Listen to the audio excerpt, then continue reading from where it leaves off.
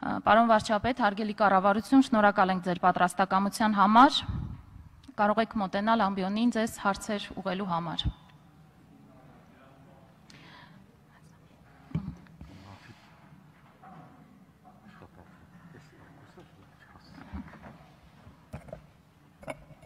Ազգային ժողովի մեծարգո նախագահություն, հարգելի գործընկերներ, շնորհակալ եմ այս հնարավորության համար։ Ես եւ ցավում եմ, որ խորհրդանական ընդդիմության ներկայացուցիչները չեն մասնակցում հանդիպմանը, որովհետեւ սա լավ առիթ էր, որպեսզի այն բոլոր հարցերը, որոնք հնչեցվում են ամենատարբեր ամբիոններից, ի վերջո պատասխան ստանան, եւ ես հույս ունեմ, որ իմ քայլը խմբակցության падգամավորները կհնչեցնեն բոլոր այն պոտենցիալ հարցերը, բոլոր այն հարցերը, որոնք պետք է հնչեցվեին ընդդիմության կողմից, եւ սա շատ կարեւոր է, որպեսզի մենք իսկապես լիարժեք խոսակցություն ունենանք։ Իհարկե այս ընթացքում ես պատասխանել եմ տարբեր ֆորմատներով հարցերի, բայց ենթադրում եմ կան հարցեր, որոնք անպատասխան են մնացել, կամ կան հարցեր, որոնք ծագել են նախկինում իմ տված պատասխաններից, այնպես որ ես այստեղ եմ ձեր հարցերին պատասխանելու։ Հարցերի համար հերթագրում կազմակերպելու համար հիմա խնդրում եմ падգամավորներին գրանցվել։ Գրանցում։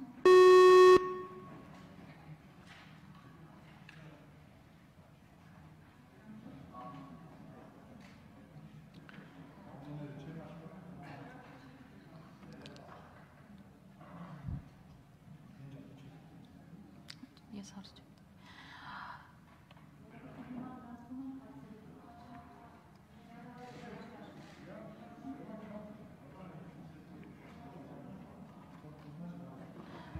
Հիմա խնդրում եմ նորից գրանցվեք, չէ, այս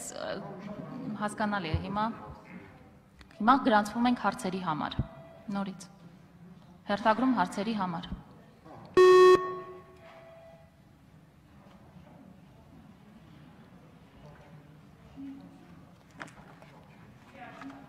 Լավ եթե չի։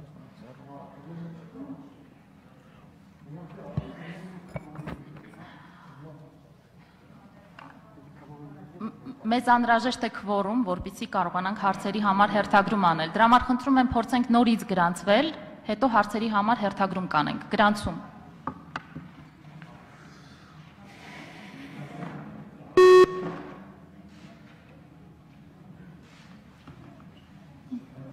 Հա, գրանցվեց։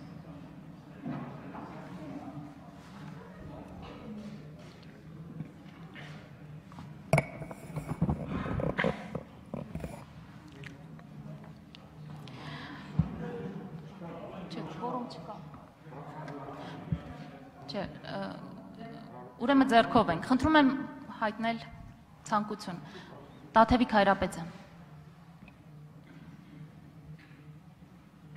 Միկրոֆոնն է։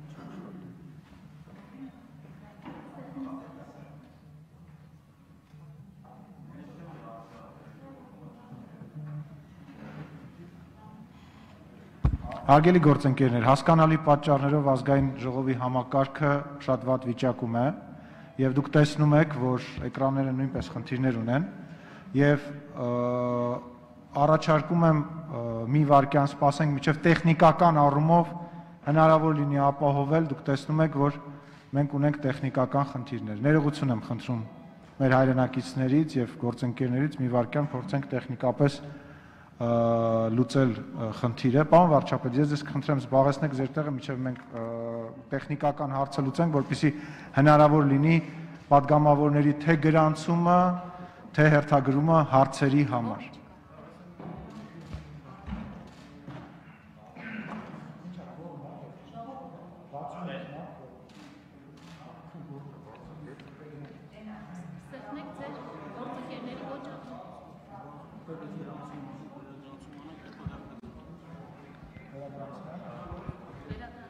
Նորից գրանցվենք, հարգելի падգամավորներ, տեսնենք համակարգը կաշխատի թե չէ։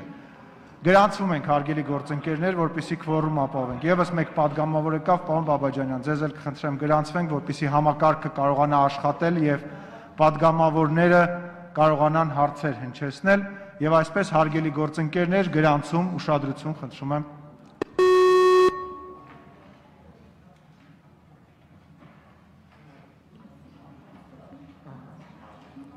Հա, կարծես աշխատեց, խնդրում եմ գրանցվեք։ Արագ։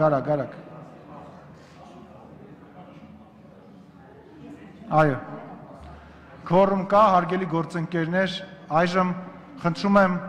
այն падգամավորները, ովքեր հարցեր են ուզում հղել վարչապետին, գրանցվել եւ այսպես գրանցում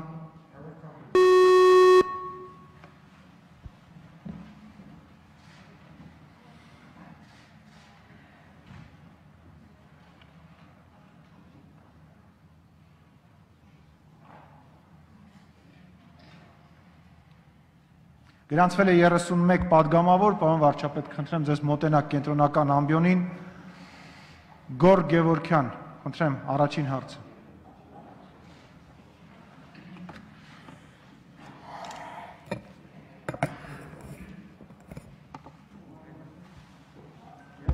Միացրեք բարձրախոսը, խնդրում եմ։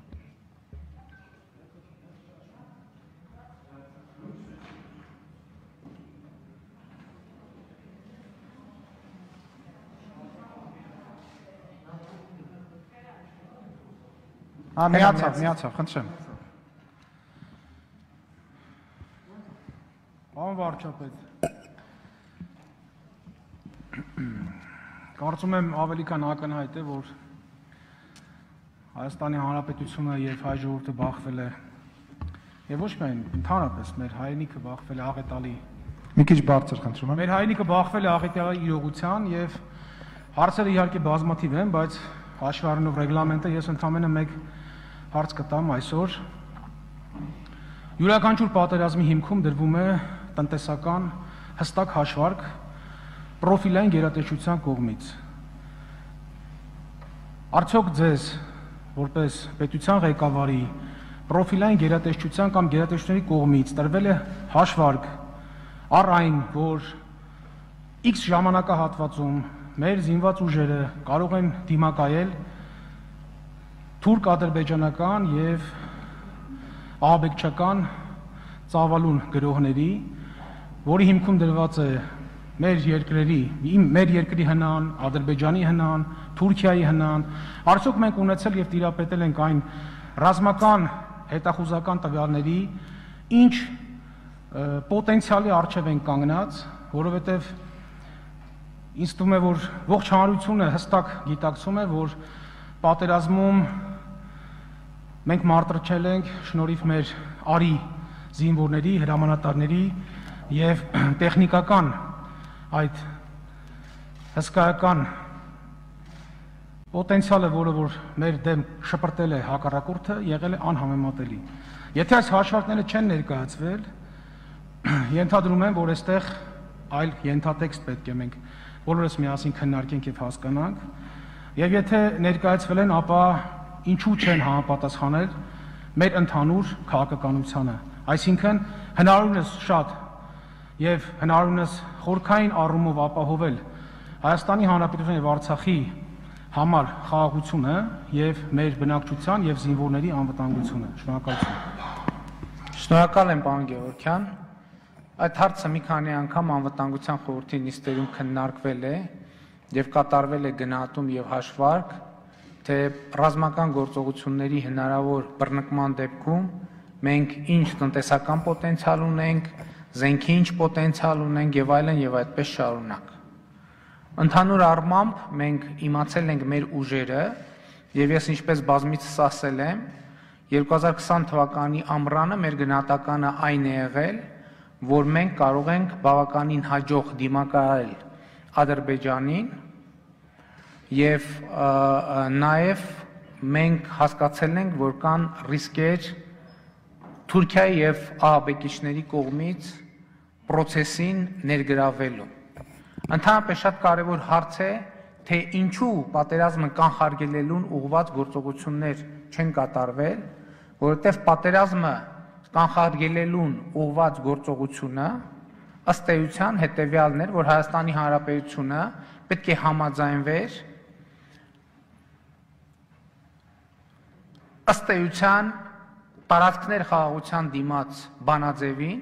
եւ ինչպես մի քանի անգամ նախկինում ասել եմ, այն առանձնահատկությամբ, որ այն կետում, երբ որ Հայաստանի համար որևէ տարբերակ ընդունելի կլինի, հաջորդ կետում արդեն Ադրբեջանը իր դիրքորոշումը ավելի է կոշտացնելու եւ դա կարող էր դառնալ նահանջ առանց կանգառի տրամաբանության վերածվող մի գործողություն, ինչը ըստ էության վերջին տարիներին մենք անընդհատ տեսել ենք եւ այս իրավիճակում մեր որոշումը եւ դիրքորոշումը եղել է այն, որ մենք պետք է առավելագույնս կոնսոլիդացնենք ուժերը, որպեսզի հնարավոր հարձակմանը դիմակայենք։ Եվ ես ուզում եմ հետևյալը ասել, որ այո, պատերազմի կանխարգելումը միշտ էլ եղել է մեր օրակարգում, Հայաստանի օրակարգում, բայց երբեք Հայաստանի օրակարգում չի եղել պատերազմի կանխարգելում ամեն գնով կամ ամեն ինչի գնով։ Այսինքն պատերազմի կանխարգելման գինը պետք է ինչ-որ ձևով լիներ ընդունելի եւ ես չեմ կարծում, թե Հայաստանի Հանրապետությունը ունեցել է պատերազմի կանխարգելման ընդունելի գին, որը ինքը պատրաստ չի եղել վճարել։ Արձագանքում եք։ Շնորհակալություն, Հայկ Սարգսյան, համեցեք։ Շնորհակալ եմ։ Երկու խնդիր է հիմա հիմնականում հուզում մեր հանրությանը, թե որտեղ ենք մենք սխալվել, ինչ սխալներ ենք կատարել, թեև հիմա պատերազմական իմաստով ամբողջովին գործողությունները ավարտված չեն, բայց կարծում եմ, որ արդեն իսկ ժամանակն է խոսենք մեր սխալների մասին եւ փուլ առ փուլ գնանք առաջ, որպեսզի մեր հանրությունը նույնպես տեղյակ լինի, օրինակ սկսած, թե որտեղ ենք սխալվել հակաօդային պաշտպանության մեջ, սկսած վերջի 30 տարիներին, ինչպես ենք մենք պատրաստվել պաշտպանել մեր Հայաստանը եւ Լեռնային Ղարաբաղը, Արցախը օդային հարձակումներից, որտեղ ենք թերացել մեր հետախուզության մեջ եւ որտեղ ենք թերացել մեր հակահետախուզության մեջ, որովհետեւ հանրության շրջանում շատ է խոսվում, որ մեր հակահետախուզությունը լավ չի աշխատել, մենք ունեցել ենք բազմաթիվ դավաճաններ, ովքեր կոորդինատներ են վաճառել, ովքեր բազմաթիվ ինֆորմացիաներ են վաճառել։ Ինձ թվում է, որ այս բոլոր խնդիրների մասին պետք է սկսենք մենք խոսել ոչ թե մեղավորներ փնտրելու, նաև մեղավորներ փնտրելու, բայց առաջին հերթին նաև առաջիկա սպառնալիքները դրա միջոցով չեզոքացնելու ուղղությամբ, պարոն վարչապետ, եթե ժամանակը չէ, կխնդրեմ առաջին հնարավորության դեպքում նաև անդրադառնանք մեր բոլոր թերացումները, սկսած ամեն վարչություն պաշտպանության նախարարության, սկսած ամեն վարչություն կամ դեպարտամենտ ազգային անվտանգության ծառայության, ովքեր են թերացել եւ փորձենք միջոցներ քննել այդ խնդիրները շտկելու ուղղությամբ եւ նաեւ անելիքների իմաստով բազմաթիվ քաղաքացիներ կան, ովքեր ցանկանում են օգնություն ցուցաբերել Արցախի ժողովրդին, նաեւ մեկնել Արցախ, բազմաթիվ երիտասարդներ կան, ովքեր այս օրերին մեկնում են Արցախ, իրենց հասարակական օգնություն են ցանկանում ցուցաբերել, եթե հնարավոր է այս աշխատանքը նույնպես կոորդինացվի, որպեսզի ամեն քաղաքացի, որ ինչպես կամավորական մեկնում էին ճակատ, հիմա բազմաթիվները կան, որ ցանկանում են կամավորական սկզբունքով օգնել Արցախին, վերականգնել ենթակառուցվածքները կամ մարդկանց սոցիալական խնդիրներ լուծելու իմաստով։ Շնորհակալ եմ։ Շնորհակալ եմ, այսօր առավոտյան էլ, ինչպես ամեն օր ես հեռախոսազրույց եմ ունեցել Արցախի նախագահի հետ եւ ուրախ եմ արձանագրել, որ բնակչության վերադարձի բավականին լավ տեմպ է սկսում արձանագրվել, իհարկե այն նշաձողի սահմաններում, որ մենք ունենք, արդեն իսկ ամեն օր վերադարձողների թիվը վերջին մեկ շաբաթվա ընթացքում գերազանցել է 1000-ը եւ տեմպը աճում է եւ բնականաբար այն ինչ որ դուք ասում եք, առաջիկա ամենակարևոր անելիքն է աջակցել, որպեսզի արցախցիները վերադառնան Արցախ, նրանք ում տները վնասված են, վերականգնվեն տները, ենթակառուցվածքները վերականգնվեն,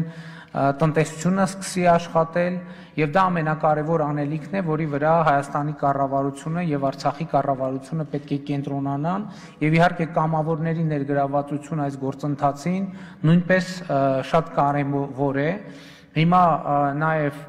սպասվում է, որ առաջիկա օրերին կբացվի, հենց այսօր թերևս կբացվի Լաչինի միջանցքով ճանապարհը դեպի Ստեփանակերտ եւ այն կգործի անխափան, ինչը միանշանակ կնպաստի ձեր նշած գործընթացին, որպեսզի տեղի ունենա ազատ հաղորդակցություն։ Տեսեք, ձեր նշած մյուս հարցի հետ կապված ես չեմ կարծում, թե դա ճիշտ ռեժիմ է, որպեսզի մենք ասենք, որ բնակչությունը ունի տվյալներ, որ կոորդինատներ են վաճառել հակառակորդին։ Ես կարծում եմ, որ եթե նման կոնկրետ դեպքերով պետք է քրեական գործեր հարուցվեն, եւ դուք ձեր խոսքում նաեւ նշեցին, այո, մեղավորներ պետք է փնտրվել, եթե այդպիսի դեպքեր կան, բայց ուղղակի խոսել տեսականորեն, տեսական դավաճանների մասին, ովքեր տեսական տվյալներ են հայտնել հակառակորդին, դա չեմ կարծում, թե ճիշտ ռեժիմ է եւ այն քաղաքացիները, ովքեր տվյալներ ունեն, պետք է իհարկե անպայման այդ հարցով դիմեն իրավապահ մարմիններին։ Ինչ վերաբերվում է մեր սխալներին, ես կարող եմ ասել վերջին 2.5 տարվա մեր սխալը, եթե փորձենք ձևակերպել, ես կարծում եմ հետեւյալն է, որ պետք է արձանագրենք, որ մենք չենք կարողացել լրացնել այն ամեն ինչ, ինչ որ մեզ անհրաժեշտ էր լրացնել, բայց օրինակ հակաօդային պաշտպանության համակարգում մենք հսկայական ձեռքբերումներ ենք ունեցել, ինչի մասին հրապարակային հայտարարվել է։ Մենք ձեռք ենք բերել տոր համակարգել, մենք ձեռք ենք բերել մոդեռնիզացված ասահակա համակարգեր եւ այլն եւ այդպես շարունակ։ Այլ բան, որ իրադարձությունների զարգացումը ի վերջոյի ցույց է դրել, որ այդ բոլոր միջոցները բավարար չեն գտնվել արդի մարտահրավերները սպասարկելու համար մի պարզ պատճառով, որ վերջին ամիսների ընթացքում ի հայտ են եկել նոր գործոններ, որոնք որոշակիորեն փոխել են ուժերի հարաբերակցությունը այդ ոլորտում։ Իսկ ընդհանուր առմամբ, եթե խոսենք Հայաստանի ռազմավարական սխալի մասին, ես կարող եմ ասել հետևյալը. մեր ամենամեծ սխալը, ես նկատի չունեմ կոնկրետ որևէ կառավարության, այլ ընդհանրապես մեր ընդհանուր ընկալմամբ ամենամեծ սխալը եղել է այն, որ մենք կարողացել ենք, մենք մտածել ենք, որ երկու մոտեցումը կարող է մեկտեղվել։ Մոտեցումներից մեկը, որ պատերազմի բացառումը, եւ մոտեցումներից երկուսը, որ եթե շատ հայտնի ձևով ձևակերպենք, ոչ մի թիզ հող։ Ասենք մենք պետք է հասկանայինք, որ մենք պետք է ունենանք սցենար եւ պատրաստվենք այդ սցենարին։ Մեր ամենամեծ սխալը եղել է այն, որ մեզ թվացել է, թե մենք անverջ կարող ենք ժամանակը ձգել։ Անverջ կարող ենք ժամանակը ձգել։ Ի վերջո էլի ուզում եմ ասել, որ եկեք այդ փաստը շատ հստակ արձանագրենք։ 1998 թվականից ի վեր տեղի ունեցած բանակցային գործընթացում որոշակի շոշափելի եղել է միայն մեկ ձևակերպում եւ գործոն, որ բանակցային գործընթացի նպատակը 7 շրջանների վերադարձն է Ադրբեջանին։ Միակ կոնկրետությունը բանակցային գործընթացում եղել է սա։ Եվ մեր մեծագույն մոլորությունը թերևս եղել է այն, որ մենք եկեք նայենք վերջին 20-25 տարում ինչա տեղի ունեցել միջազգային ատյաններում։ Տասնյակներով փաստաթղթեր, բանաձևեր, հայտարարություններ, որոնք այս իրողությունը արձանագրել են եւ ամրացրել են։ Եվ մեր մեծագույն ռազմավարական սխալը այն է եղել, որ մենք երկու սցենարներից ընտրություն չենք կատարել որևէ մեկի, նկատի ունեմ պատերազմի բացառում կամ ոչ մի թիզ հող։ Մենք այդ երկուսը ուզեցել ենք համատեղենք։ Մենք պետք է ընտրենք կամ ենք ընտրում, կամ ենք ընտրում։ Մենք անկեղծ ասած փորձել ենք այդ ընտրությունը կատարել եւ ճիշտն ասած կատարել ենք, այլ բան, որ մենք 2.5 տարվա ընթացքում այո չենք կարողացել անել այն եւ այնքան, որպեսզի այդ ընտրությունը երաշխավորվեր։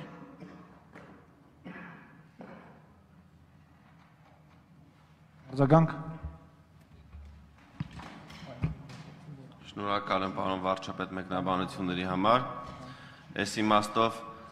չնայած ազգային ժողովի իմ քայլը խմբակցությունում բազմաթիվ քննարկումներ են եղել եւ հիմնականում շեշտը դրվել է որ թերացումները գալիս են գործադիրից, կառավարությունից, բայց ես կարծում եմ, որ մեծ պատասխանատվության բաժին ունի նաեւ ազգային ժողովը եւ այդ թվում նաեւ ընդդիմադիր խմբակցությունները, որ այս վերջին 2.5 տարվա ընթացքում պատշաճ վերլուծություն չեն կատարել։ Ես մի օրենքի նախագծի շուրջ երբ տարբեր վերլուծություններ էի անում, շատ ակնառու եւ շատ վախենալու թվերի հետ էի առնչվել, որոնք քննարկումների ընթացքում ներկայացրել եմ թե մեր խմբակցությանը, թե ընդդիմադիր խմբակցություններին, կապված ժամկետային զինծառայողների թվի կրճատման հետ։ Թվերը չի կարելի հրապարակել, բայց վերջին 10 տարում 2 անգամ կրճատվել են ժամկետային զինծառայողների թիվը, որի մասին ես նաև հայտարարել եմ, եւ նաև ազգային ժողովի 3 խմբակցությունները այս իմաստով պատշաճ վերաբերմունք չեն արժանացրել։ Շնորհակալ եմ։ Ես ուզում եմ նաև գիտեք, ես ուզում եմ ձեր ուշադրությունը հրավիրել նաև հանրային դիսկուրսի վրա եւ այն դիսկուրսի վրա, որ տեղի է ունեցել քաղաքական դաշտում։ Տեսեք, մեզ երկու բանի մեջ էին մեղադրում, մեզ ասում էին բանակցային գործընթացը ձախողում են եւ երկրորդը մեզ մեղադրում էին հողեր հանձնելու մեջ։ Էլի մեզ մեղադրում էին նրանում, որ մենք պատերազմը չենք կանխարգելում եւ մեզ մեղադրում են նրանում, որ մենք հողեր ենք հանձնում։ Այդտեղ էլ այդ քննադատության մեջ էլ ընտրություն չկա։ Չնայած ես բոլոր ժամանակին այս ամբիոնից անդրադարձել եմ, բայց այդտեղ էլ ընտրություն չկա։ Ի վերջո ինչ էին ուզում։ Ուզում էին, որ պատերազմը կանխարգելվեր, թե ուզում էին, որ հողեր չհանձնվեր։ Իսկ հիմա մեզ ուրիշ բանի մասին են մեղադրում։ Մեզ ասում են,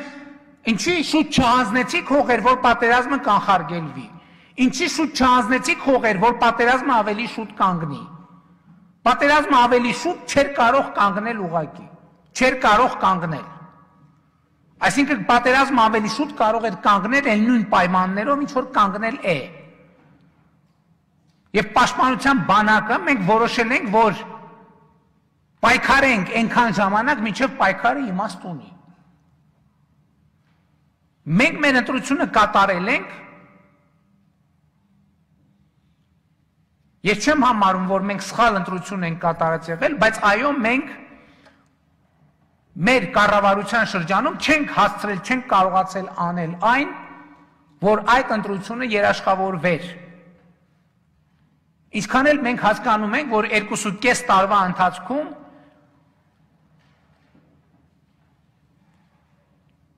ես չեմ ասի, որ արվել է այն ամեն ինչ որ հնարավոր է, բայց արվել է շատ բան։ Ինչի մասին դուք գիտեք, մասնավորապես զինված ուժերում բարեփոխումների մասով։ Շնորհակալություն, հարգելի գործընկերներ, միջև հաջորդ բանախոսին խոսքը փոխանցել է երկու բան, հա, արձագանքներից եկեք հրաժարվենք, որպեսզի նաև ժամանակ խնայենք, որովհետև այնուամենայնիվ ես ժամանակ չեմ պահում եւ չեմ ընդհատում որևիցե մեկին, եւ եթե կան հարցեր, որոնք ուղղված կլինեն պաշտպանության նախարարին, հետագայում դուք կարող եք նաև նախարարը այստեղ է, կարող եք նաև կներեք նաև կարող եք հարցեր տալ նաև պարոն վարչապետը, եթե հարկ լինի պատասխանի ձեր հարցերին այդ մասով, իսկ հաջորդ հարցը կտա Հովհաննես Հովհաննիսյանը։ Խնդրեմ պարոն Հովհաննիսյան։ Իմ հարցը երկու մասից է բաղկացած լինելու, նախ եւ առաջ հիմա կարող ենք շատ երկար քննարկել, խոսել սխալների ու անցածի մասին, բայց ավելի շատ ուզում եմ ներկայի եւ ապագայի մասին խոսել։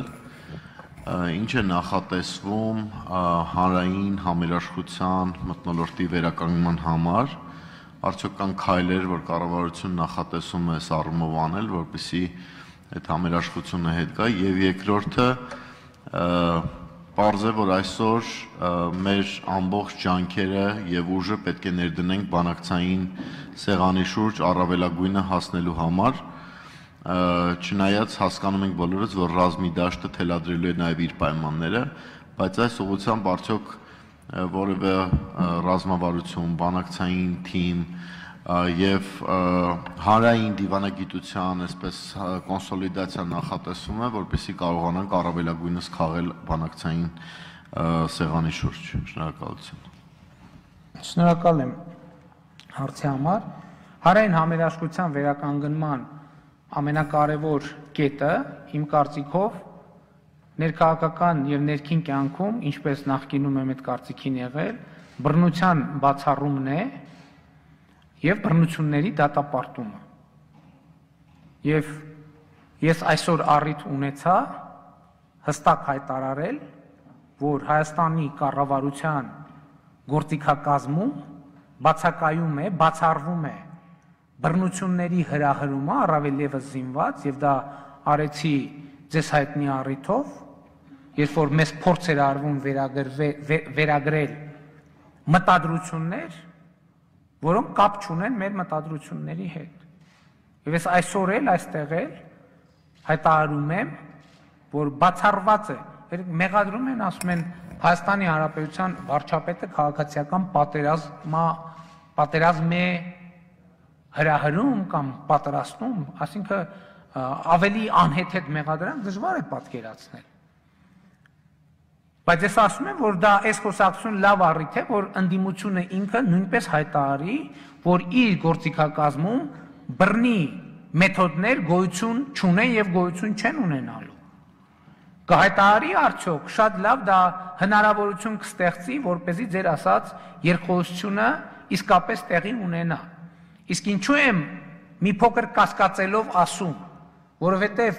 նոյեմբերի լույս 10-ի գիշերը, երբ որ տեղի ունեցան հայտնի բռնությունները, մինչև հիմա այդ բռնությունները դատապարտված չեն։ Կառավարության շենքի նկատմամբ հարձակումը, ազգային ժողովի նկատմամբ հարձակումը, կառավարական կեցավայրի նկատմամբ հարձակումը մինչև օրս դատապարտված չեն քաղաքական ուժերի կողմից։ Ինչ քաղաքական ուժ մինչև օրս դատապարտված չէ մարդու իրավունքների պաշտպանի կողմից։ Դատապարտված է։ Ինչը։ Ազգային ժողովի նախագահի դեմ հարձակումն է դատապարտել։ Ազգային ժողովի նախագահի դեմ ես կարդացել եմ, մարդու իրավունքների պաշտպանի Facebook-յան էջն եմ կարդացել եւ դատապարտել է ազգային ժողովի նախագահի դեմ հարձակումը, բայց հարձակումը ազգային ժողովի դեմ, գույքի ոչնչացումը, կառավարության շենքի դեմ, ինչու՞ չի դատապարտվել այդ ամեն ինչը։ Շատ լավ թող հայտարարվի, որ բռնությունը որպես գործիքակազմ բացառվում է եւ այդ փաստով արդեն երկխոսությունը տեղի կունենա։ Այսօրվա մեր հանդիպումն էլ երկխոսության մի յուրօրինակ արտահայտություն է եւ ես այստեղ եմ, որպեսզի պատասխանեմ նաեւ ընդդիմության հարցերին։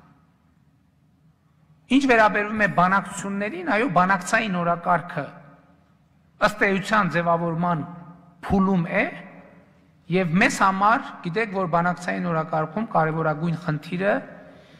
Լեռնային Ղարաբաղի կարգավիճակն է, իհարկե նաեւ փախստականների վերադարձի հետ կապված հարցեր, անվտանգության հետ կապված հարցեր, ինչպես նաեւ տնտեսության բնականոն գործունեության եւ զարգացման հետ կապված հարցեր։ Եվ այդ բոլոր հարցերը պետք է քննարկվեն եւ այո, պետք է ամբողջ հնարավոր ներուժը ներգրավվի, որպեսզի մենք կարողանանք այդ հարցում առավել էֆեկտիվ լինեն եւ մենք առիթ ունեցել ենք խոսելու, որ խորհրդարանական դիվանագիտության դերը այս առումով ամենևին էլ չպետք է թերագնահատել եւ խորհրդարանը ինքը նույնպես լիարժեք պետք է ներգրավված լինի այս գործընթացում խորհրդարանական դիվանագիտության գործունեության հարթակներում իհարկե։ Շնորհակալություն, Արմեն Խաչատրյան։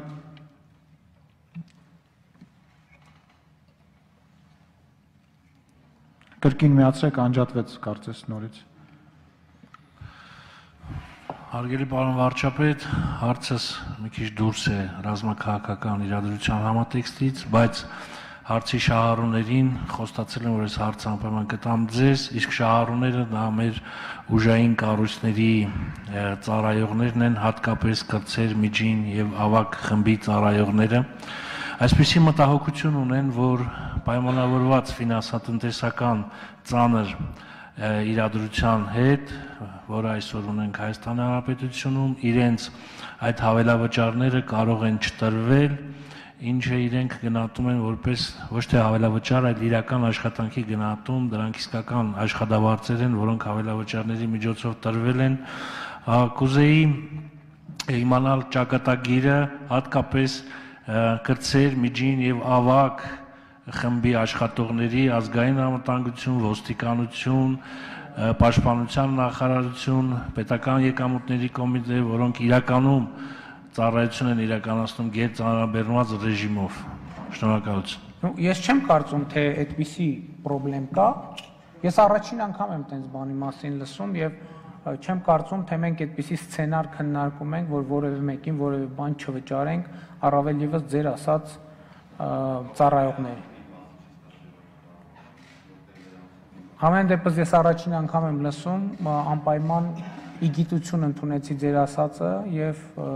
անպայման կդիտարկենք եւ լուծումներ կտանք։ Այսինքն կլուծվի հարցը։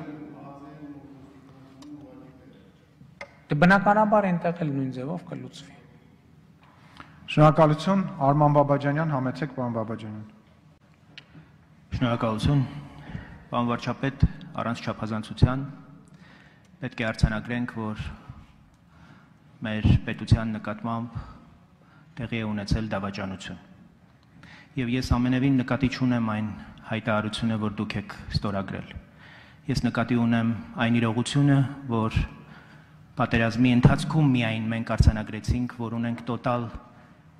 անպատրաստ վիճակ, որը վերաբերում էր ընդհանրապես անվտանգության բոլոր մարմիններին, վերաբերում էր պաշտպանական գերատեսչությանը, վերաբերում էր դիվանագիտական ամբողջ համակարգին։ Ըստ էության պետք է խոստովանեք, որ դուք եւ ձեր թիմը ձախողել եք այս բոլոր ուղղություններով եւ ավելի մեծ դավաճանություն է, որ ցայսօր ձեր պաշտպանական գերատեսչության ղեկավարը, արտաքին գործերի նախարարը, անվտանգության խորհրդի քարտուղարը շարունակում են պաշտոնավարել։ Առնվազն դուք պետք է նրանց նաեւ հորդորեիք ժամ առաջ հրաժարական տալ եւ դրանով ավելի հասկանալի եւ ընկալելի դառնալ հասարակությանն ու դժգոհ շրջանակներին։ Ստեղծված իրավիճակում պիտի ուզեմ ավելի ապագային նայել եւ հասկանալ, թե ինչպես կարող ենք մենք ստեղծված իրավիճակից իսկապես դուրս գալ, որովհետեւ ես այդ իրավիճակից ելքը բացառապես ձեզանով եմ պայմանավորում։ Ի տարբերություն շատ քաղաքական ուժերի եւ շրջանակների, ես կարծում եմ, որ դուք պիտի լինեք նախաձեռնողը այս իրավիճակից դուրս գալու եւ դուք պիտի առաջարկեք այն ճանապարհային քարտեզը, որի վերջին հատվածը եւ վերջին քայլը պիտի լինեն արտահերթ ընտրությունները, պարոն վարչապետ, որպեսզի կարողանանք իսկապես պատվով դուրս գալ եւ կայունությունը վերադարձնել մեր երկրին եւ կարողանանք շատ ավելի կարեւոր մարտահրավերներ միասնաբար հաղթահարել, որոնք վերաբերում են մեր երկրի տնտեսությանը, մեր երկրի արտաքին քաղաքական այն ահռելի բեռին, որը մեզ սպասվում է, եւ դուք էլ պիտի մասնակցեք այդ արտահերթ գործընթացներին, վերստանցնեք, եթե մանդատը կստանաք ժողովրդից, ստանցնեք այդ մանդատը, վերցրեք եւ շարունակեք, բայց այս իրավիճակում այլևս կարծում եմ առանց այդ ճանապարհային քարտեզի հրապարակման, առանց ժամկետների սահմանման մենք չենք կարող առաջ գնալ։ Շնորհակալություն, պարոն Բաբաջանյան, նախ ես ասեմ, որ յուրաքանչյուր օղակի գործունեությունը բնականաբար վերլուծվում է եւ կարվեն հետեւություններ։ Ինչ վերաբերվում է անելիքներին, ես կարծում եմ մի քանի անգամ արդեն առիթ եմ ունեցել ասելու, որ մեր հիմնական խնդիրը ժողովրդավարության, կայունության եւ օրինականության պայմաններում հանրային դիսկուրս ծավալելու հնարավորություն ստեղծելն է։ Այսօր ես չեմ կարծում հենց այսօր, որ մենք այդ հնարավորությունը ունենք, որովհետեւ մենք խնդիր ունենք վերականգնելու անվտանգությունը եւ օրինականությունը Հայաստանի Հանրապետությունում եւ ժողովրդավարական քննարկում ծավալելու հնարավորությունը, առաջին խնդիրը կառավարության այդ հնարավորությունը վերականգնելն է, որից հետո հնարավոր կլինի խոսել մյուս անելիքների մասին։ Ես ասել եմ դեռևս նախորդ շաբաթ իմ ունեցած ուղերձում, ասել եմ, որ մեր խնդիրն է ստեղծել մի այնպիսի իրավիճակ, որում հետագա որևէ զարգացում չվտանգի ժողովրդի իշխանության լինելիությունը։ Ինչ նկատի ունեմ ժողովրդի իշխանության լինելիություն ասելով։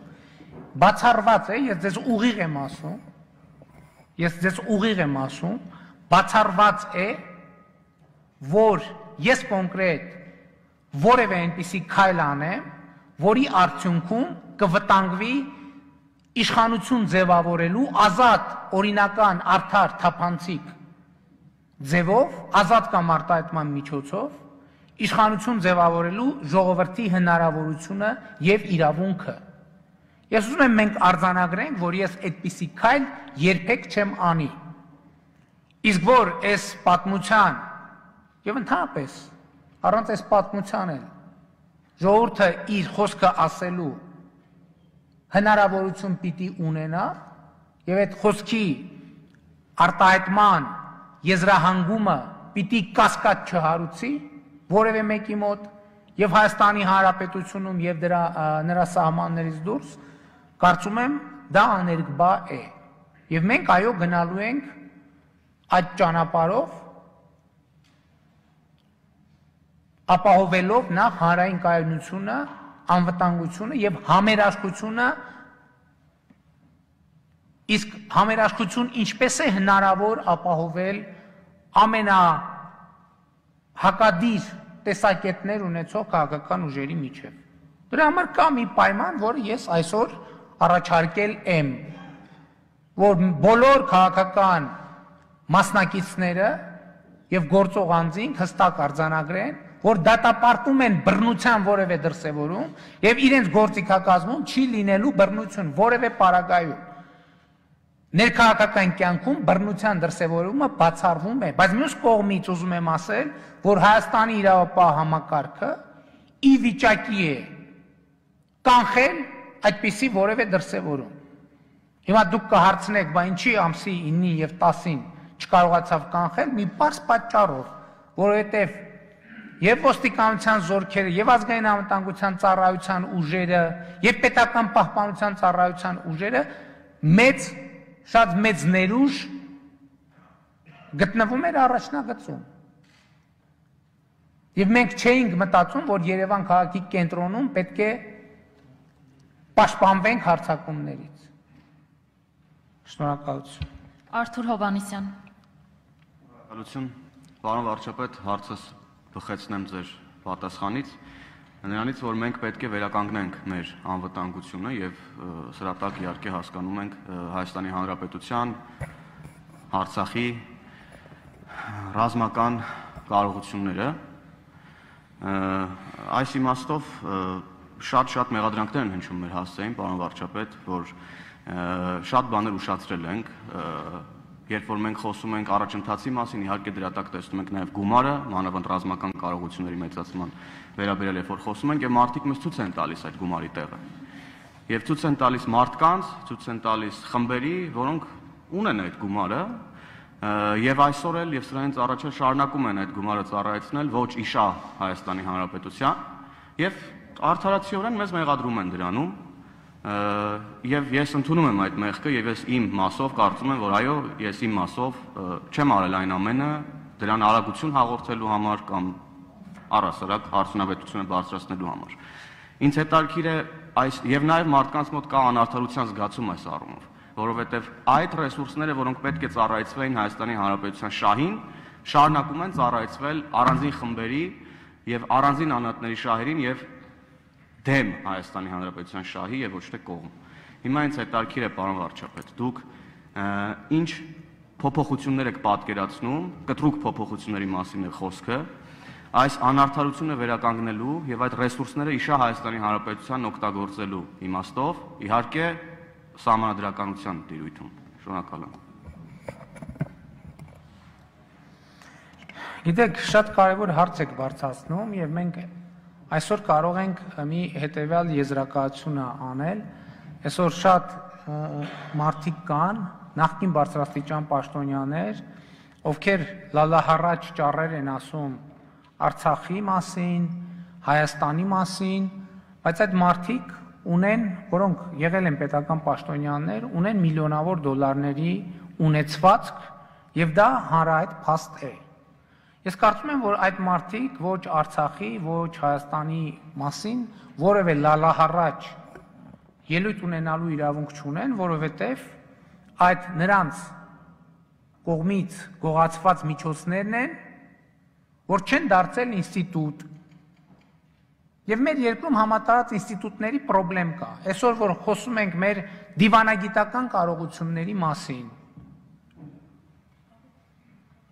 եւ ընդհանրապես մնացած կարողությունների մասին, այդ կարողությունները ինչի արդյունքում պետք է ստեղծվեին, պետք է ստեղծվեին ներդրումների արդյունքում, իսկ այդ ներդրումները տասնյակ տարիներով չեն կատարվել։ Իսկ մենք այս ընթացքում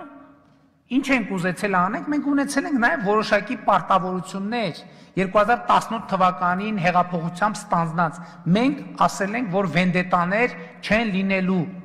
եւ դա մեր պարտավորությունն է եղել։ Եվ մենք փորձել ենք ձեզ հետ միասին ստեղծել օրենսդրական որոշակի մեխանիզմներ, որոնք հնարավորություն կտան հանրությունից գողացված միջոցները վերադարձնել։ Եվ այսօր արդեն այդ մեխանիզմները սկսում են գործել, եւ այդ մեխանիզմները բնականon պետք է սկսեն գործել, որպեսզի այդ միջոցները վերադարձվեն եւ ներդրվեն հանրային կյանքի կազմակերպման ոլորտում։ Սա է մեր տեսլականը։ Եվ իհարկե հանրային պահանջը կա, բայց ամեն ինչ պետք է անել, որպեսզի այդ հանրային պահանջը չվերափոխվի, այսպես ասած, վենդետաների։ Եվ սա նույնպես ես կարևորագույն ռիսկերից մեկն եմ համարում, որը մենք պետք է կառավարենք։ Եվ այս հարցում մենք պետք է լինենք հետևողական։ Իսկ անվտանգություն ասելով ես նկատի ունեի ոչ միայն արտաքին անվտանգությունը, այլև ներքին անվտանգությունը եւ իհարկե երկու ոլորտներում մենք ունենք խնդիրներ, որոնք պետք է լուծենք։ Եվ այդ խնդիրները վերջին 10 օրվա ընթացքում դարձան ակնհայտ եւ տեսանելի։ Շնորհակալություն։ Սուրեն Գրիգորյան։ Պարոն վարչապետ, մենք գիտենք, որ մարդկանց ֆիզիկական առողջությունից ոչ պակաս կարևոր է հոգեբանական առողջությունը եւ այս օրերին ես բազմաթիվ անգամ այդ ազդակները ստացել եմ, որը վերաբերում է մեր զինվորներին եւ մենք հիմա տեսնում ենք իհարկե մեր զինվորների արձագանքը, ովքեր շատ բարձր քաղաքացիական գիտակցություն են շարունակում պահպանել անգամ այդ շատ ծանր process-ի միջով անցնելով, որի անունն է պատերազմ, բայց անգամ այսպիսի պատկերավոր խոսք կա, որ հաճախ փամփուշտները պատերազմից հետո հասնում են 1 տարի հետո, 2 տարի հետո, ինչը վերաբերում է մարդկանց հոգեբանական առողջությանը եւ կայունությանը։ Եվ կարծում եմ, որ մենք չենք կարող ակնկալել, որ մարդիկ այդպիսի գործընթացի միջով անցնելուց հետո բոլոր անխտիր գտնվում են եւ շարունակելու են գտնվել հոգեբանորեն կայուն վիճակում։ Ես կուզեմ, որպեսզի դուք ասեք եւ այս հարցը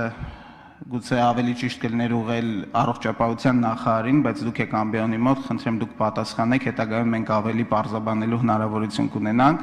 թե ինչ ռեսուրս է նախատեսվում ներդնել այս մասով, մասնավորապես հոգեբանական աջակցության առումով։ Ես չեմ ուզում որևիցե մեկին վիրավորել, բայց մենք ունենք այդ փորձը եւ պատմությունը հարուստ է այդ փորձերով, երբ ոչ պատշաճ, ոչ լրիվ ուշադրության պատճառով այս ոլորտին ունեցել են հանրությունները շատ աղետալի հետևանքներ։ Արդյոք նախատեսվում է կոնկրետ գործողություններ այս առումով, արդյոք կա գիտակցում է այդ գործողությունների անհրաժեշտության։ Շնորհակալություն։ Այո, 2 օր առաջ առողջապահության կամ 3 օր առաջ առողջապահության նախարարի հետ աշխատանքային քննարկման ժամանակ նաև այդ հարցն ենք քննարկել եւ ես ձեզ ավելին ասեմ, մասնավոր հատվածից կան նախաձեռնություններ եւ նախաձեռնություններ, որ կան գործարարներ, ովքեր կամավորության սկզբունքով ուզում են իրենց ներդրումը ունենալ այդ ոլորտում եւ ընդհանուր ստեղծել համապատասխան կենտրոններ, որտեղ այդ ծառայությունները կմատուցվեն այստեղ իհարկե առողջապահության նախարարի հետ քննարկում ենք նաև այդ թեման, թե որը պիտի լինի քաղաքականությունը, այդ պետական հովանու ներքո պիտի գործեն այդ ծառայությունները, թե կարող են լինել նաև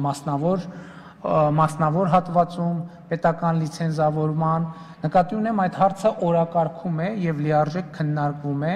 եւ դրա շատ ուրախալի է եւ կարեւոր այն փաստը, որ մասնավոր հատվածը ինքն է եկել, ասենք եղել են գործարարներ, որոնք իրենք հանդիպում են նախաձեռնել հենց այդ օրակարգով, իրենք ասել են, որ պատրաստ են այդտեղ ներդրում անել եւ անձամբ ներգրավել այդ process-ներում հանրությանը աջակցելու գործում, այնպես որ այո, այդ հարցը լիարժեք օրակարգում է։ Տաթևիկ Հայրապետյան։ Շնորհակալություն։ Պարոն վարչապետ, ես միգուցե սխալվում եմ, բայց որքան գիտեմ, ՄԻՊ-ի լիազորությունների ներքո չի մտնում շենքերի վրա հարձակում դատապարտելը, ՄԻՊ-ը դատապարտել էր բռնության ցանկացած կոչ ու երևույթ անկախ ամեն ինչից, բայց շարունակությունս հարցից այսօր մի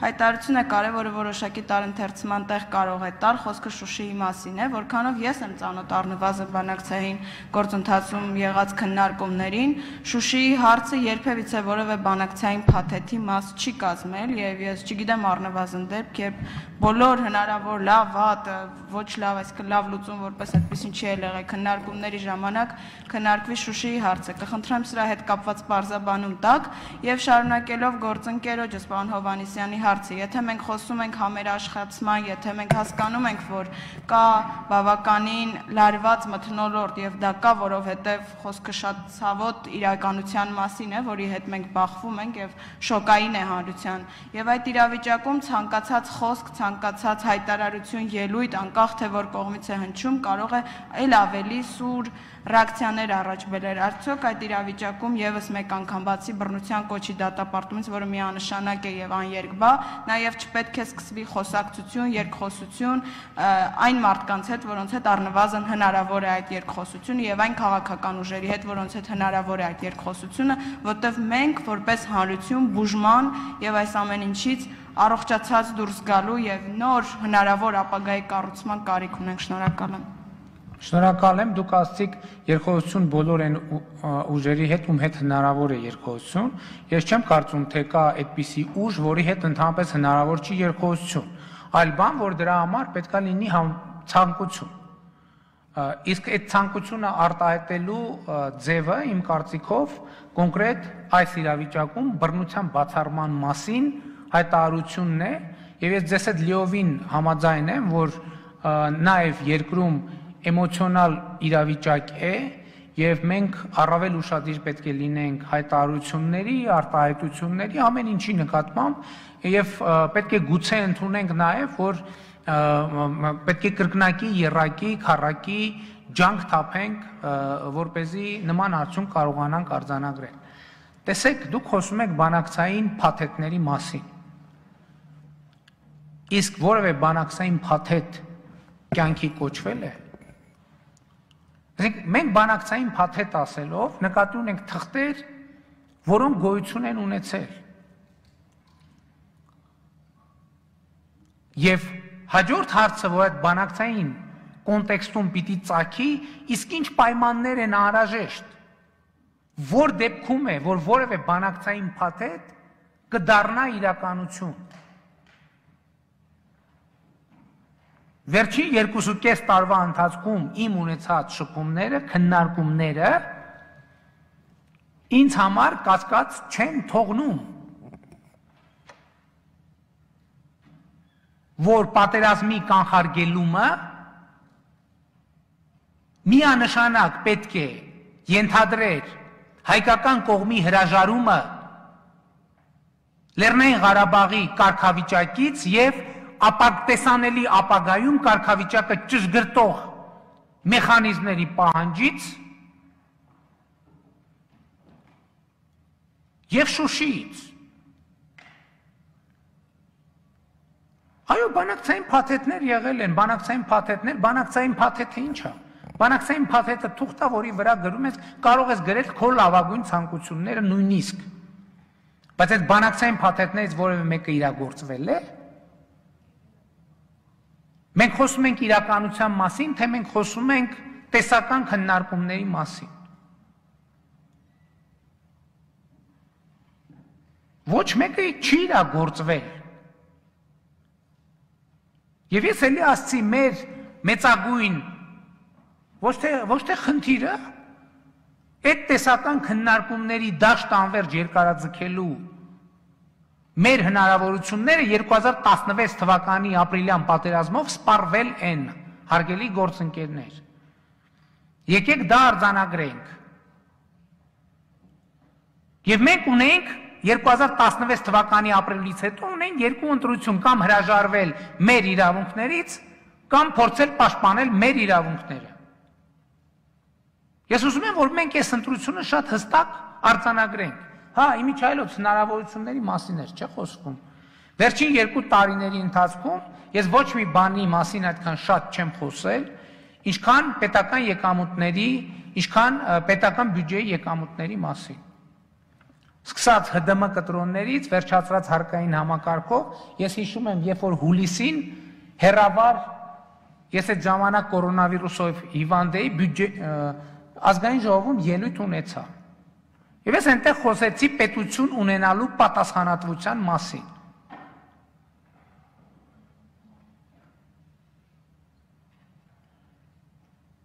Հիմա թուղթ են ցույց տալիս, ասում են, վայ, այս թղթում Շուշիի մասին բան չկա։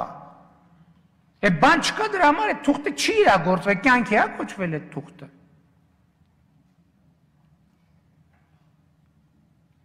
Այնքան թղթեր կան, Կազանի թուղթն էլ կա։ Կյանքի է կոչվել այդ թուղթը։ Դրանից առաջ մի հատ ուրիշ թուղթ էլ կար, կյանքի է կոչվել այդ թուղթը, որևէ թուղթ կյանքի կոչվել է, իսկ ինչի կյանքի չի կոչվել, որը մեկը կարող է բացատրել։ Չեն ուզեցել կյանքի կոչեն։ Այդ լավ փաստաթղթերը, որոնք գրված են եղել, չեն ուզեցել ստորագրեն։ Ինչ որ դավադրություն է եղել։ Ոչ։ Երբ որ ինձ հարցնում են պարամետրերի մասին, թե որ պայմաններում էր ինչ հնարավոր, ես պատասխանում եմ, որ պայմաններում էր ինչ հնարավոր։ Ես չեմ ասում, որ այդ թուղթ կա, որի մեջ գրված էր կամ կարելի էր գրել սա կամ նա։ Ես ասում եմ, այս պայմանները հնարավոր էր, այս արդյունքը հնարավոր էր ապահովել միայն այս պայմաններում։ Եվ ես դրանում համոզված եմ։ Հիմա օրինակ կարելի է մի թուղթ հրատարակել, որտեղ գրած լինի կետ առաջին Լեռնային Ղարաբաղը Հայաստանի մաս է կամ անկախ պետություն է 5000 քառակուսի կիլոմետր եւ պտտելով ասել, բա տեսեք ես ինչ փաստաթուղթ ա եղել, բա տեսեք ես ինչ փաստաթուղթ ա եղել, հա։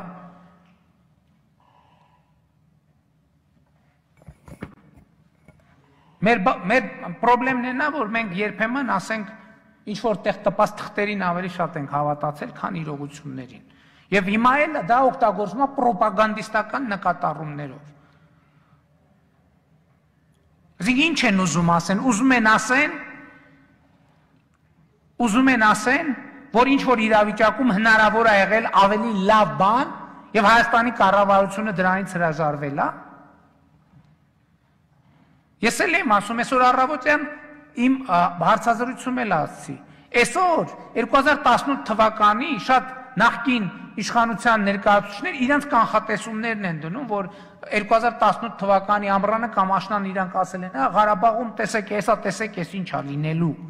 Ստեղ ասում եմ, կամ 3 տարբերակ կա։ Կամ իրանք մարգարե են, կամ իսկապես մենք ձեզ հետ միասին, այ բոլորով դավադիր ենք,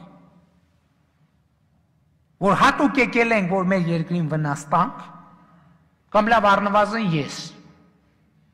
Դե քննիչ հանձնաժողով ստեղծեք, քննեք։ Կամ 3 տարբերակը իրանք իմացել են, չէ, ուր են հասել։ Բայց ապրիլյան պատերազմը, որ կանգնեցվեց, ոնց կանգնեցվեց, ինչի համար, ինչ պայմանով, հենց ընենց։ Մենք էլ որոշեցին, որ վերջ կանգնում ենք եւ վերջ մոռանում ենք, մեկը հասկացավ ապրիլյան պատերազմը ինչի կանգնեց, ինչ պայմանով կանգնեց։ Ինչի։ Հա, ճիշտ է։ Հա, հույս ունեմ այդ հարցի պատասխանը Բայց հարց չենք տալիս, Սողոր ջան, այս ո՞նց եղավ, որ այն պատերազմը կանգնեց, այս պատերազմը չկանգնեց։ Ո՞նց եղավ, չեք տալիս այդ հարց։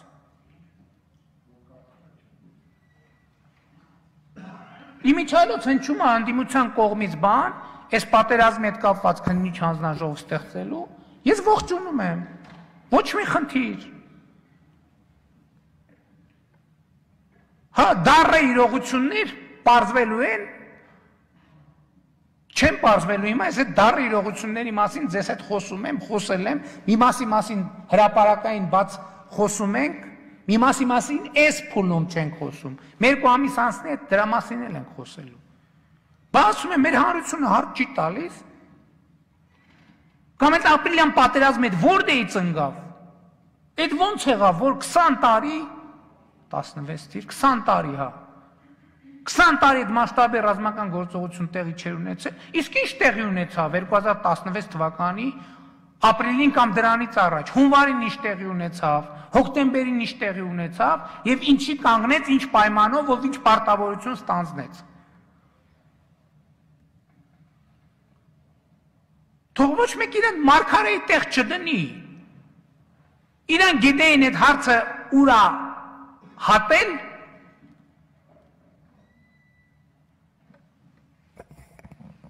մեր սխալը գուցե նա, որ մենք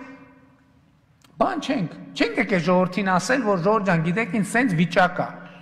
Բայց մյուս կողմից էլ կարար տպավորություն ստեղծվել, թե մենք հրաժարվում ենք պայքարից։ Բայց ես ռազմական դրության առաջին օրը ասել եմ այս ամբիոնից։ Ասել եմ ժողովուրդ ջան, հենց հիմա կարանք պատերազմը կանգնացնենք։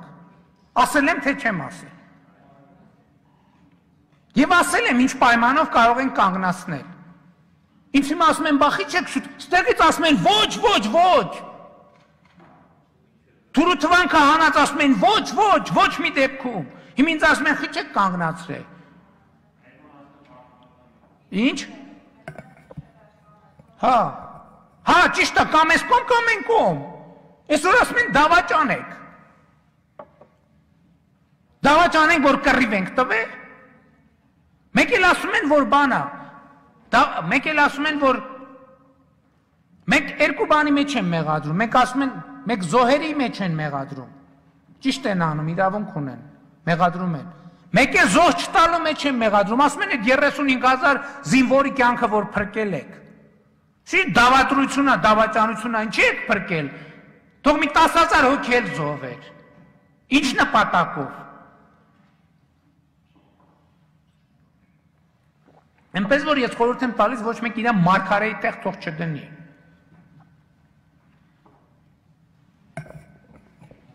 Արթուր Դավթյան։ Շնորհակալություն։ Պարոն վարչապետ, պատերազմը ցույց տվեց, որ հայ ժողովրդի միակ բարեկամը Ռուսաստանի Դաշնությունը դուրս եկավ, որը գործուն միջամտություն ցույց տվեց այդտեղ։ Կուզենամ ձեր դիրքորոշումը լսել հետևյալի մասին. Արդյոք Ալիև-Էրդողան այդ թուրք-ադրբեջանական բարեկամությունը տեսավ, որ միգուցե հայ-ռուսական բարեկամության մեջ ճակ կա եւ ինքը հնարավորություն ունի նման տեսակի պատերազմ սկսել, եւ արդյոք մենք ավելի լավ ենք զարգացնելու հայ-ռուսական բարեկամության վեկտորը, թե ոչ, եւ նաեւ դուք տեսնում եք դիվանագիտական հարթակում կադրային փոփոխություններ բանակցողների հարցում։ Այսքանը։ Ես շնորհակալ եմ ձեզ հարցի համար, որովհետեւ շատ հիմա ինձ հնարավորություն եք տալու իմ կարծիքով կարևոր բան ասելու։ Միֆ համար 1 կապված նրա հետ, որ հայ-ռուսական հարաբերություններում ինչ որ բան այն չէ, դրա համար այսպես ստացվեց։ Ես ձեզ պաշտոնապես ասում եմ, որ վերջին 4 տարվա ընթացքում Ռուսաստանի Դաշնության դիրքորոշումը Ղարաբաղի հարցում փոփոխություն, ոչ մի փոփոխություն 5 տարվա ընթացքում, նույնիսկ 5 տարվա ընթացքում ոչ մի փոփոխություն չի կրել։ Ես գիտեք, էլի ես հայտարարությունը արելցի հարցազրույցներից մեկում, բայց չգիտեմ ինչ է հայտարարությունը ոչ մի վերլուծության եւ ուշադրության չարժանացավ։ Ես կրկին ձեր ուշադրությունը հրավիրում եմ մեզ փաստի վրա։ Երկրորդը, որ այ հնարավորություն է եղել, որ ես հրաժարական տամ եւ պատերազմի ընթացքը փոխվի, բայց ես փոքրոքի կերպով այդ հնարավորությունից չեմ օգտվել իշխանությունը նախընտրելով բանից, ռազմական գործողությունների բարենպաստ ընթացքից։ Գիտեք, այդ մեսիջները բնականաբար ինձ էլ են հասել ժամանակին։ Եվ շատ ուղիղ խոսակցություն եմ ունեցել, շատ ուղիղ խոսակցություն եմ ունեցել այն մարդկանց հետ, ում հետ այդ խոսակցությունը կարող էր տեղի ունենալ։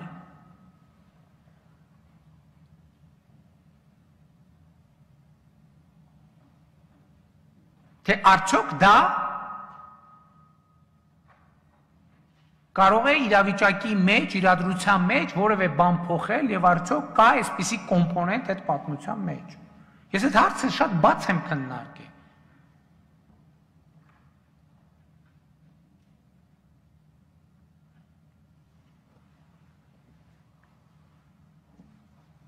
Եվ այս դահլիճում մարդիկ կան, ովքեր տեղյակ են դրա մասին։ Տեղյակ են բոլոր մանրամասնություններով։ Հիմա ես այսքան թափանցիկ ասում ենք, արդեն այս խայտառակ վիճակ է, հիմա այնպես բաներ պետք է արդեն ասենք, հիմա արդեն ասում են բաներ, որոնք սկզբունքորեն պետք է չասեի։ Որտեւ այդքան էլ ճիշտ չի, որ սենց բաների մասին սենց խոսում ենք։ Ինչ վերաբերում է հայ-ռուսական հարաբերություններին, դրանք եղել են, կան եւ կմնան ռազմավարական դաշնակցային։ Եվ կարծում եմ, որ սրանում որևէ մեկը որևէ կասկած չունի։ Նիկոլայ Բաղդասարյան։ Իսկ մյուս բոլոր հարցերը այո կքննարկվեն անպայման։ Արդեն պարոն Բաբաջանյանի հարցինի պատասխան ես ասացի։ Շնորհակալություն, պարոն վարչապետ, հասարակությանը հետաքրքրում են մի շարք հարցեր, այդ թվում նաև Արցախից բնակիչները, որ տեղափոխվել են Հայաստան եւ մտադիր են վերադառնալու, արդյոք կառավարությունը քննարկել է թե ինչ փոխհատուցումներ այդ մարդիկ կարող են ստանալ, այդ թվում նաև փոխհատուցումներ կապված բնակավայրների վնասման կամ իրենց առևտրային ինչ-որ կենտրոնների վնասման հետ, այդ կան արդյոք այս բային որևէ մեխանիզմներ այդ փոխհատուցումը ստանալու, եւ երկրորդ հարցս վերաբերում է մշակութային արժեքներին, որը գտնվում է այս բային արդեն Ադրբեջանի զորքերի տիրապետման տակ եւ շատերը հարց են բարձրացնում, թե արդյոք ինչ է լինելու այդ ճակատագիրը այդ մշակութային արժեքների։ Շնորհակալություն։ Նախ ես ուզում եմ ասել, որ մեր քաղաքականությունը հստակ է, որ մեր քաղաքականությունը լինելու է, որ Արցախի բնակիչները վերադառնան եւ բնակվեն Արցախում։ Կառավարությունում արդեն ձևավորվել է աշխատանքային խումբ փոխվարչապետ մեր Գրիգորյանի գլխավորությամբ, ով այդ հարցերով զբաղվում է եւ կառավարությունը արդեն մշակել է ծրագիր Հայաստանում գտնվող արցախցիներին աջակցելու համար, բայց մենք պայմանավորվել ենք,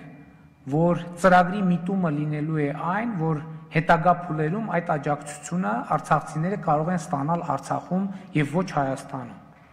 Այսինքն մենք ամեն ինչ անում ենք, որպեսզի խթանենք նրանց վերադարձը, այն քաղաքացիների վերադարձը, ում հնարավոր է։ Իսկ այն քաղաքացիները, ում բնակավայրերը այսօր ցավոք հայկական ուժերի վերահսկողության տակ չեն, նրանց վերադարձի իրավունք արձանագրված է, եւ դա բանակցային գործընթացի կարևոր նրբություններից մեկն է լինելու, թե ինչպես անել, ինչ երաշխիքներ եւ մեխանիզմներ ներդնել, որպեսզի քաղաքացիների վերադարձի եւ հնարավորությունը, անվտանգությունը եւ արժանապատվությունը պաշտպանվի։ Շնորհակալություն։ Մշակութային արժեքների հետ կապված շատ ինտենսիվ աշխատանք է գնում եւ կարծում եմ, որ այդ աշխատանքը կտա արդյունք, կան մշակութային արժեքներ, որոնք գտնվում են հայկական ուժերի վերահսկողության ներքո, պաշտպանության բանակի վերահսկողության ներքո, եւ այդտեղ որևէ վտանգ եւ սպառնալիք չկա։ Հիմնական խնդիրը կապվում է Շուշիի Ղազանչեցոց եկեղեցու հետ, եւ նաեւ մենք ակտիվ շփումներ ենք իրականացնում միջազգային հանրության հետ, մշակութային ժառանգության անվտանգությունը ապահովելու համար եւ դա նույնպես բանակցային գործընթացի կարևորագույն կետերից մեկն է լինելու։ Վիկտոր Ենգիբարյան։ Շնորհակալություն, պարոն վարչապետ, այս օրերի ընթացքում շատ քննարկումներ ենք ունեցել, թե ինչպես կարողացել են մի շարք երկրներ պատմության ընթացքում մեծ պարտություններ կրելուց հետո իրենց պատմության մեջ շրջադարձ ապահովել եւ զարգանալ, դառնալ աշխարհի լավագույն պետություններից։ Եվ բնականաբար նաեւ ունենալով այսքան մեծ թվով նահատակներ, թե այդ մարդկանց ընտանիքները, թե մեր հանրությունը ընդհանրապես իրենց մոտ հարց է ծագում, ինչի համար այս ամեն ինչը տեղի ունեցավ։ Պատճառները բոլորին հայտնի է, բայց հանուն ինչի հարցս վերաբերվում է խաղաղությանը։ Մենք կարող ենք իրատեսական հույսեր ունենալ, որ մեր տարածաշրջանում կարող է լինել խաղաղություն, եւ այդ կորուստները, որոնք որ մենք գրեցինք, թե մարդկանց, թե տարածքների տեսքով, այդ ցավը վերածվի ցասման եւ զարգացման մեծ մոտիվացիայի։ Խաղաղության ինչպիսի իրատեսական պոտենցիալ կա, շնորհակալություն։ Գիտեք, շատ կարևոր հարց եք բարձրացնում եւ կարծում եմ, որ մենք պետք է ընդհանրապես վերանայենք, վերարժևորենք մեր 30 տարվա անկախությունը եւ վերարժևորենք այն, թե մենք ինչպես ենք օգտագործել այդ ժամանակ։ Այո, մենք պետք է վերարժևորենք վերջին 2.5 տարին ինչպես ենք օգտագործել, բայց մենք պետք է վերարժևորենք նաեւ, թե վերջին 30 տարին ինչպես ենք օգտագործել։ Որովհետև վերջին 2.5 տարին վերջին 30 տարվա 10%-ից էլ պակասն է, 7-8%-ն է։ Եվ մենք պետք է այս հարցերի պատասխանները գտնենք։ Եվ էլի եմ ասում, մենք վերջին 30 տարում ապրել ենք հետևյալ տրամաբանությամբ, պատերազմի բացառում, ոչ մի թիզ հող թշնամուն տրամաբանության մեջ։ Չենք էլ նկատել, որ այս երկուսի մեջ հակասություն կա, մեզ պետք է մենք ընտրություն կատարենք եւ կենտրոնանանք այդ ընտրության վրա։ Վերջին 2.5 տարում մենք այդ ընտրությունը կատարել ենք, գուցե վատ ընտրություն ենք կատարել, գուցե չենք հասկացել, որ չենք հասցնելու այդ ընտրությունը կատարելու վրա բավարար աշխատանք իրականացնել, բայց օրինակ ես այդ ընտրությունը կատարել եմ։ Եվ այդ ընտրության մեջ պարտվել եմ, այո։ Եվ կրում եմ դրա ամբողջ պատասխանատվությունը, անձամբ, ուրիշ ոչ մեկ, բացարձակապես ուրիշ ոչ մեկ։ Բայց ես ասում եմ վերջին 30 տարում այդ չընտրությունը, այդ ոնց էր որ, ես այս ամբիոնից 2015 թե 16 թվին ասել եմ մենք բոլորս ձև ենք անում, թե մեզ այդ բաներով հնարավոր է լինելու խուսափել պատերազմից։ Ձև ենք անում։ Հիմա նույն այդքան որ տարածքների մասին այսքան խոսում ենք, չէ՞։ Իսկ ով է վերջին անգամ այդ տարածքներում եղել։ Վերջին 30 տարվա ընթացքում այնտեղ ինչ արվել։ Ինչ արվել այնտեղ 30 տարվա ընթացքում։ Իսկ 30 տարվա ընթացքում ասում ենք մեր բանը զինված ուժերում բանը աշխատավարձերը ինչքան են եղել։ Այդ 30 մենք այդ օրակարգը ֆիքսել ենք, ասել ենք մեր երկրում բանակը ունի անառարկելի հեղինակություն։ Բայց երբ որ համեմատում ենք բանակի հեղինակություն եւ բանակում ծառայության հեղինակությունը, բայց ո՞նց է եղել, որ բոլոր պաշտոն ով հնարավորություն է ունեցել բանակից խուսափել, ով հնարավորություն է ունեցել։ Բայց դա հետևանք չեր ունենալու։ Ես կներեք մի հատ ավելի սուր բան ասեմ, հույս ունեմ ճիշտ կհասկացվեմ։ Մենք պետք է վերանայենք հայրենասիրության այն մոդելը, որ դրված է եղել մեր գիտակցության մեջ։ Փողը տամ բանակից ազատվեմ, ծննդի օրը վեր կենամ ոտի վրա խմեմ մեր բանակի կենացը եւ մեր նահատակների կենացը։ Իմանալով, որ թորս էլ է ազատվելու, բոլորն էլ ազատվելու են։ Բայց մենք սրա մասին չենք մտածելու։ Բա ինչով ենք ապրել 30 տարի, բա որ 5000 դրամ վերցնում ենք, գնում ենք քվեարկում ենք, բա որ հարկերը չէինք վճարում, բա որ հարկերի գողացված հարկերի հաշվին, որ խոշոր օբյեկտները, որ գազի փող չեն տալիս, լույսի փող չեն տալիս, բայց բարեգործություն են անում, մենք էլ ծափ ենք տալիս, բա դա անհետևանքեր մնալու։ Ես ասում եմ, ես եմ միակ պատասխանատուն, ես։ Ոչ մեկ այլևս 30 տարվա պատմության մեջ ուրիշ պատասխանատու չկա։ Միակ պատասխանատուն ես եմ, ես կկանգնեմ մեր ժողովրդի դատի առաջ, եւ ինչ դատավճիռ կկայացնի մեր ժողովուրդը, ես ամմռունչ այդ դատավճիռը կընդունեմ։ Բայց ես հարցեր եմ բարձրացնում։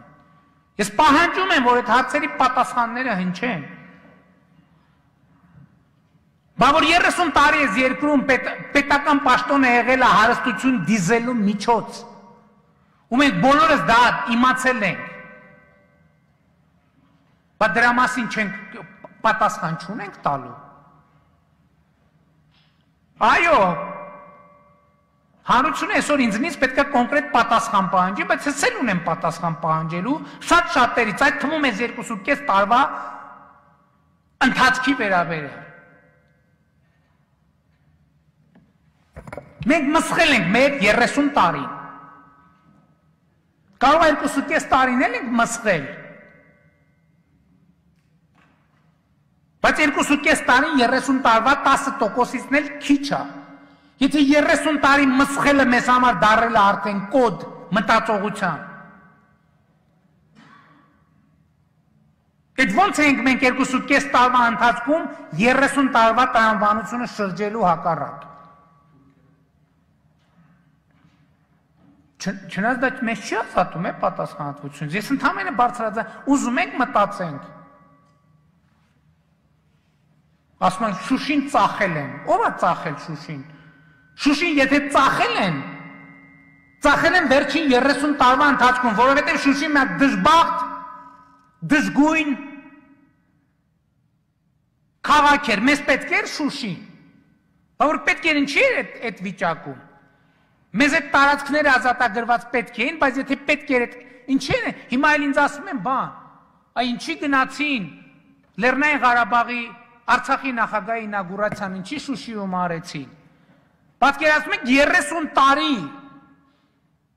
ամբողջ հայ էլիտան համարել է, որ Շուշին Լեռնային Ղարաբաղի քաղաք է,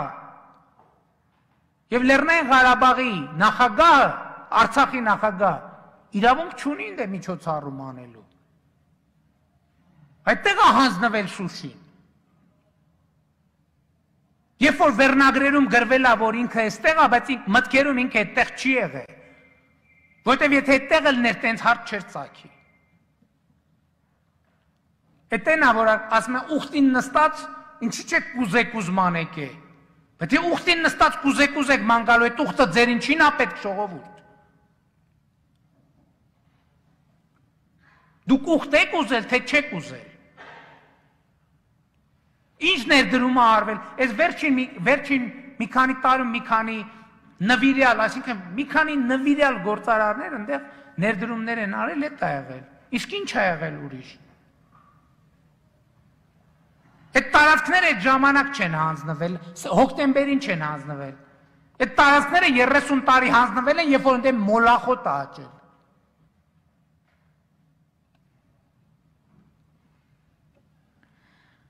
Արթուր Մանուկյան։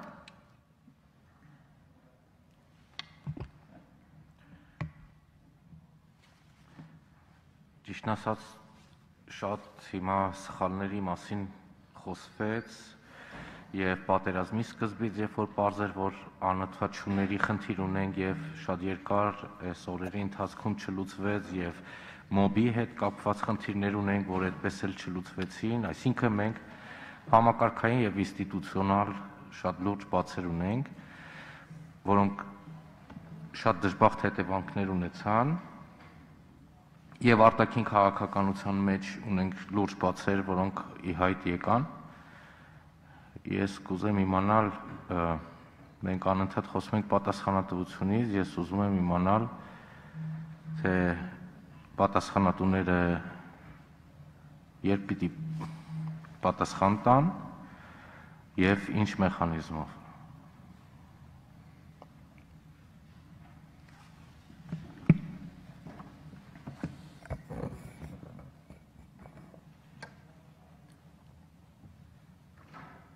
Դե պատասխանատվության մեխանիզմները հայտնի են ամենատարբեր ինչ որ պատասխան կա, քաղաքական պատասխանատվություն կա, բարոյական պատասխանատվություն կա, քրեական պատասխանատվություն։ Ամեն մեկին համարժեք։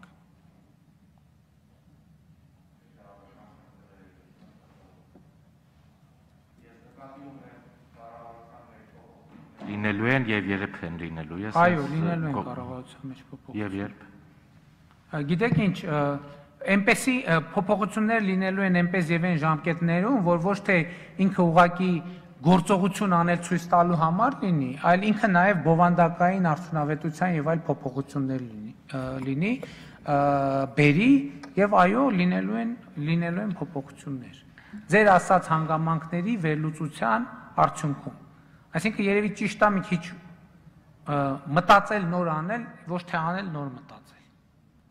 Այդ տրամաբանության մեջ։ Մարիա Կարապետյան։ Նախ ես մեկ այլ թեմայի եմ ուզում անդրադառնալ, ես չեմ ցանկանում, որպեսզի տարընթերցում լինի, իբր թե մարդու իրավունքների պաշտպանության մեջ շենքերի պաշտպանությունը չի մտնում։ Մի շատ պարզ պատճառով, որ մշակութային արժեքները օրինակ պաշտպանվում են ոչ թե նրա համար, որ դրանք մարդիկ են, բարձր է որ դրանք անշարժ գույք են, այլ նրա համար, որ մարդու իրավունքների կոնցեպտը շատ ավելի լայն է եւ իր մեջ ներառում է նաեւ վայրեր, որտեղ մարդիկ չկան, բայց ավելի կարևորը խնդիրը այն է, որ այդ օրը այս շենք մարդիկ մտել եւ գույքը ոչնչացնում էին, որովհետեւ չէին գտել մեզ, չէին գտել մարդկանց։ Հետևաբար այո, դատապարտման ցանկացած կոչ պետք է անդրադառնա շատ ավելի լայն համատեքստին եւ իր ամբողջության մեջ այդ օրը տեղի ունեցած նոյեմբերի 10-ի դեպքերի միայն ամբողջական դատապարտումը, ներառյալ պետական խորհրդանիշների շենքերի վրա հարձակումները կարող է դիտարկվել որպես բռնությունից հրաժարում եւ բռնության դատապարտում։ Պարոն վարչապետ, իմ հարցը ձեզ մոտավորապես պարոն Ենգիբարյանի հարցից իրի մեջ է գտնվում։ Ռազմական գործողությունների ակտիվ փուլում հանրային քաղաքական շրջանակներում քննարկվում էր մի այսպիսի ձևակերպում, որ մեր հաղթանակը կլինի, եթե մենք կարողանանք Լեռնային Ղարաբաղի հակամարտությունը չժառանգել հաջորդ սերունդներին։ Եթե փորձենք հիմա այս երկուսը տարանջատել իրենից, ես ցանկանում եմ իմանալ, թե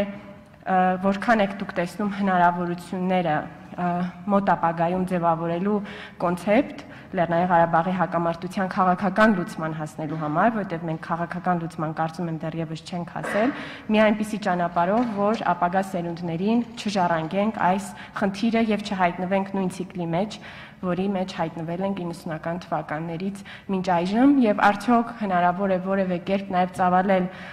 երկխոսություն արցախահայության հետ, նաեւ նրանց կարծիքը հասկանալու համար, թե այս նոր իրողություններում նրանք ինչպես են պատկերացնում Լեռնային Ղարաբաղի հակամարտության վերջնական լուծման հնարավորությունը եւ տեսլականը։ Իհարկե հնարավոր է, բայց Արցախի ժողովուրդը ունի ընտրված իշխանություն, որը իրեն ներկայացնում է, բայց իհարկե ժողովրդի հետ ուղիղ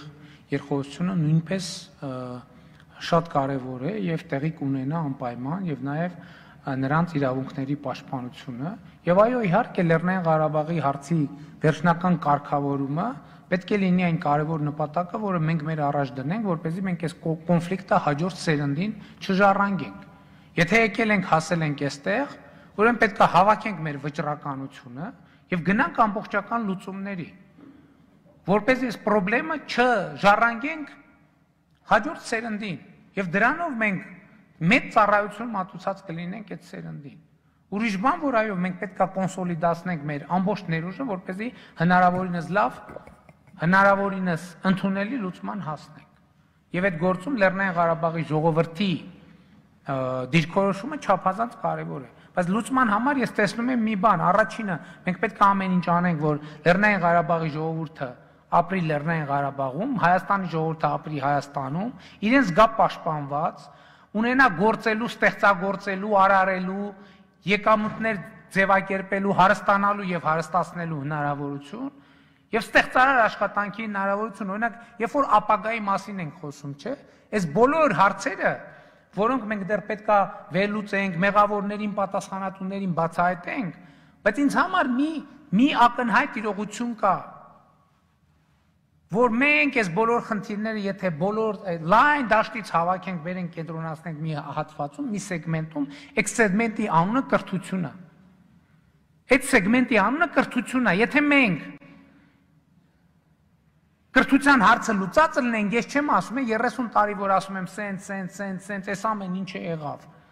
Այդ 5000 դրամ վերցնել քվեարկելը կամ այդ մյուսը, դա էլ է կրթության հարց։ Եթե մենք առաջիկա մի ոլորտում հաջողություն ունենանք, այդ որ ասում եմ հայրենասիրության մոդելը, այդ հայրենասիրության մոդելն էլ է կրթության հարց, կրթական ցենզի հարց։ Որտեվ փողով բանակից ազատվածը ոնց է իր ընկերոջ աչքերին նայել ու չի ամաչել։ Այստեղ է խնդրեմը ծագել։ Ու դա կրթության եւ դաստիարակության հարց է։ Եթե մենք մի ոլորտում կարողանանք լուծել կոնկրետ հարց կրթության ոլորտում, մենք շատ ռազմավարական հարցեր կլուծենք, շատ։ Եվ տնտեսության հարցը կլուծենք, եւ դիվանագիտության հարցը կլուծենք, եւ անվտանգության հարցը կլուծենք, բայց մենք տեսնում ենք նաեւ, որ երրորդ հանրապետության պատմության մեջ նոր մտածեցի միջայլոց այդ ոլորտի հեղինակավոր մարդիկ կան, եթե սխալ ասեմ, խնդրում եմ ինձ ուղղեք։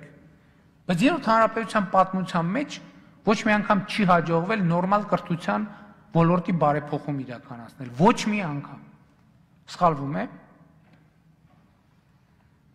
Ոնց որ թե չեմ սխալվում։ Ոչ մի պատկերացնեք 30 տարվա մեջ, ոչ թե փորձ չի եղել, դա շատ կարևոր է։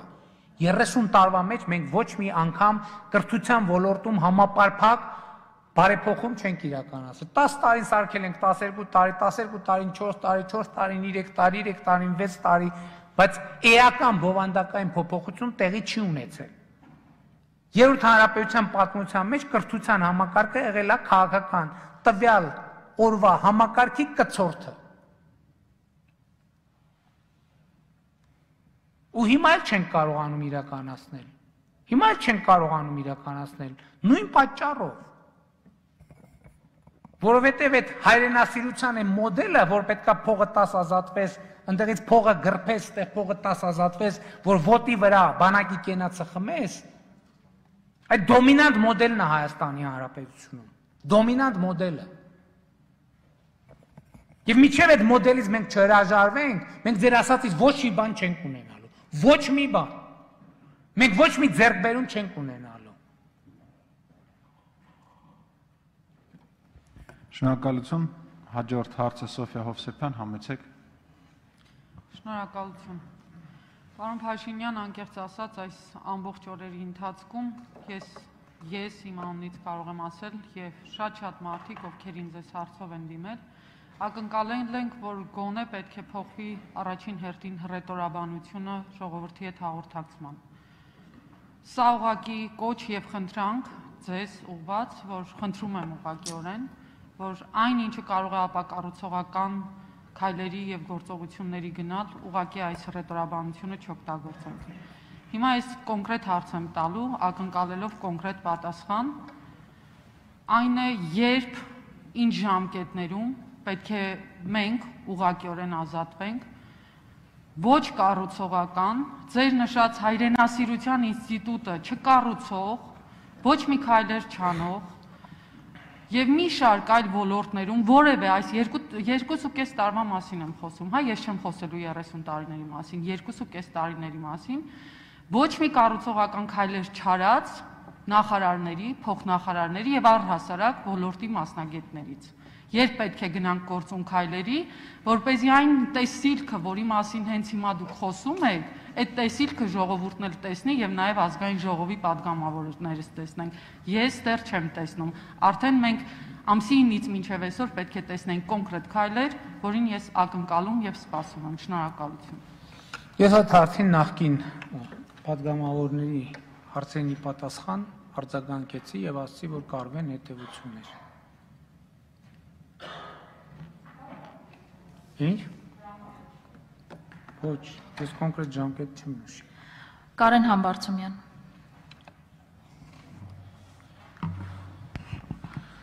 Շնորհակալություն, պարոն վարչապետ, հարցս հետևյալն է. երբ կունենանք զոհվածների, անհետ կորածների, գերիների եւ վիրավոր զինվորների վերջնական թիվը եւ այս պահին ինչ փուլում է գտնվում այդ աշխատանքները։ Շնորհակալություն։ Ну, գիտեք, որ այդ process շարունակվում է, դրա համար թվերը փոփոխական են։ Համեն դեպս կան տվյալներ ձեր նշած բոլոր ուղղություններով, բայց դրանք չեն կարող վերջնական համարվել եւ գործընթացի ավարտից հետո բնականաբար բոլոր թվերը կհրապարակվեն։ Իմիջայլոց ասեմ, որ այստեղ էլ մենք որոշակիորեն անհավասար պայմաններում ենք, որտեղ ինչքան հասկանում եմ Ադրբեջանի օրենսդրությամբ զոհերի թիվ ընդհանրապես չի հրապարակվում, ընդհանրապես չի հրապարակվում։ Դա շատ կարևոր նրբություն է, որ մենք պետք է հաշվի առնենք։ Որտեղ հիմա շատ խոսվում է ամենա քննարկող հարցերից, շահարկող ավելի ճիշտ հարցերից մեկը այն է, որ Շուշիի համար պայքար եղել է, թե պայքար չի եղել։ Այդ հարցի պատասխանը կարծում եմ ամենաուղիղը տալիս է զոհվածների մարմինների առկայությունը, ընդ որում երկու կողմերից։ Բայց թե պայքար չի եղել, այդ մարդիկ ո՞նց են զոհվել։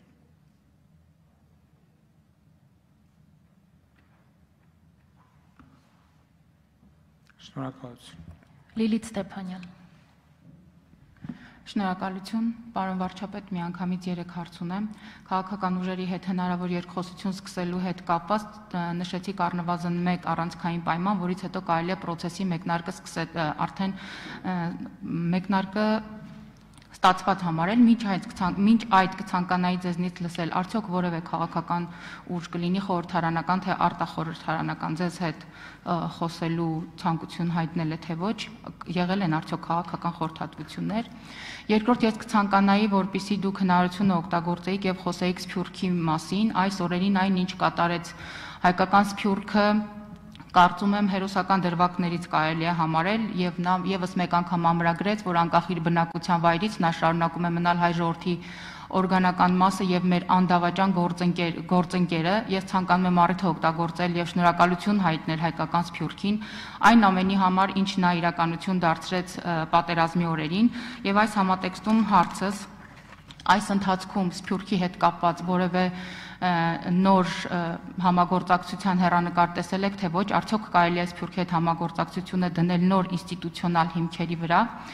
Եվ վերջին հարցս, ցավոք պատերազմը ցույց տվեց ոչ միայն մեր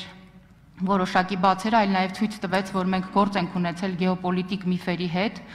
որի ուղղակի արտահայտությունն էր նաև Թուրքիայի ուղղակի ներգրավվածությունը այս հակամարտության գործընթացում։ Մենք ունենք դեսպանություններ աշխարհի տարբեր երկրներում եւ չունենք դեսպանատներ կամ հյուպատոսարաններ մի շարք այլ պետություններում, որոնք սակայն կարող են դառնալ մեր ոչ ֆորմալ գործընկերը հակաթուրքական ալյանսի դեպքում։ Կցանկանամ նաեւ այս մասին խոսեք, մասնավորապես Սաուդյան Արաբիա, Եգիպտոս եւ այլն, խոսքս այս պետությունների մասին։ Նախ Սփյուռքի հետ կապված կարծում եմ, տեսեք, Սփյուռքում վերջին էլի 30 տարում տեղի են ունեցել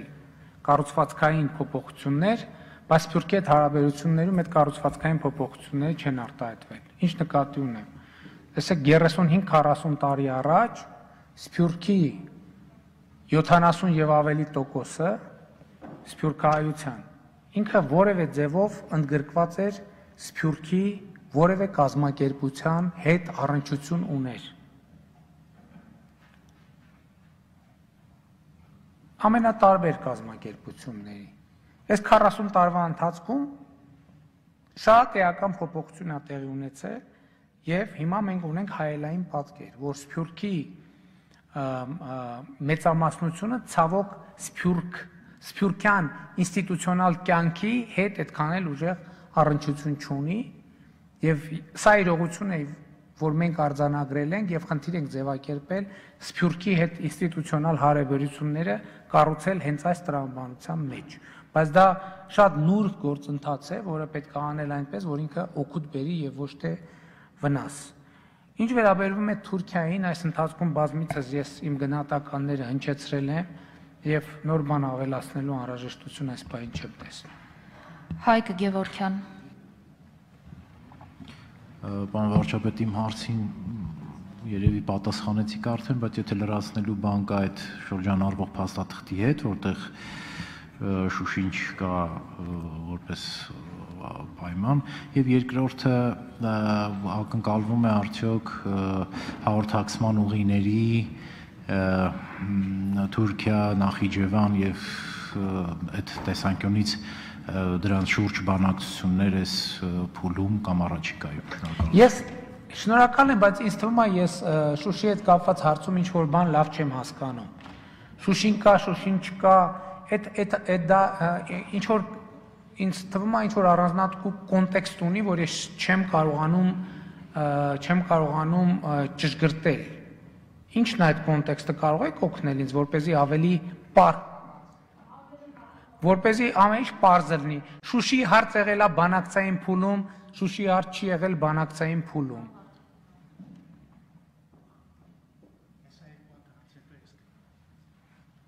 Այո, ես խնդրում եմ տվեք այդ հարցերը, որպեսզի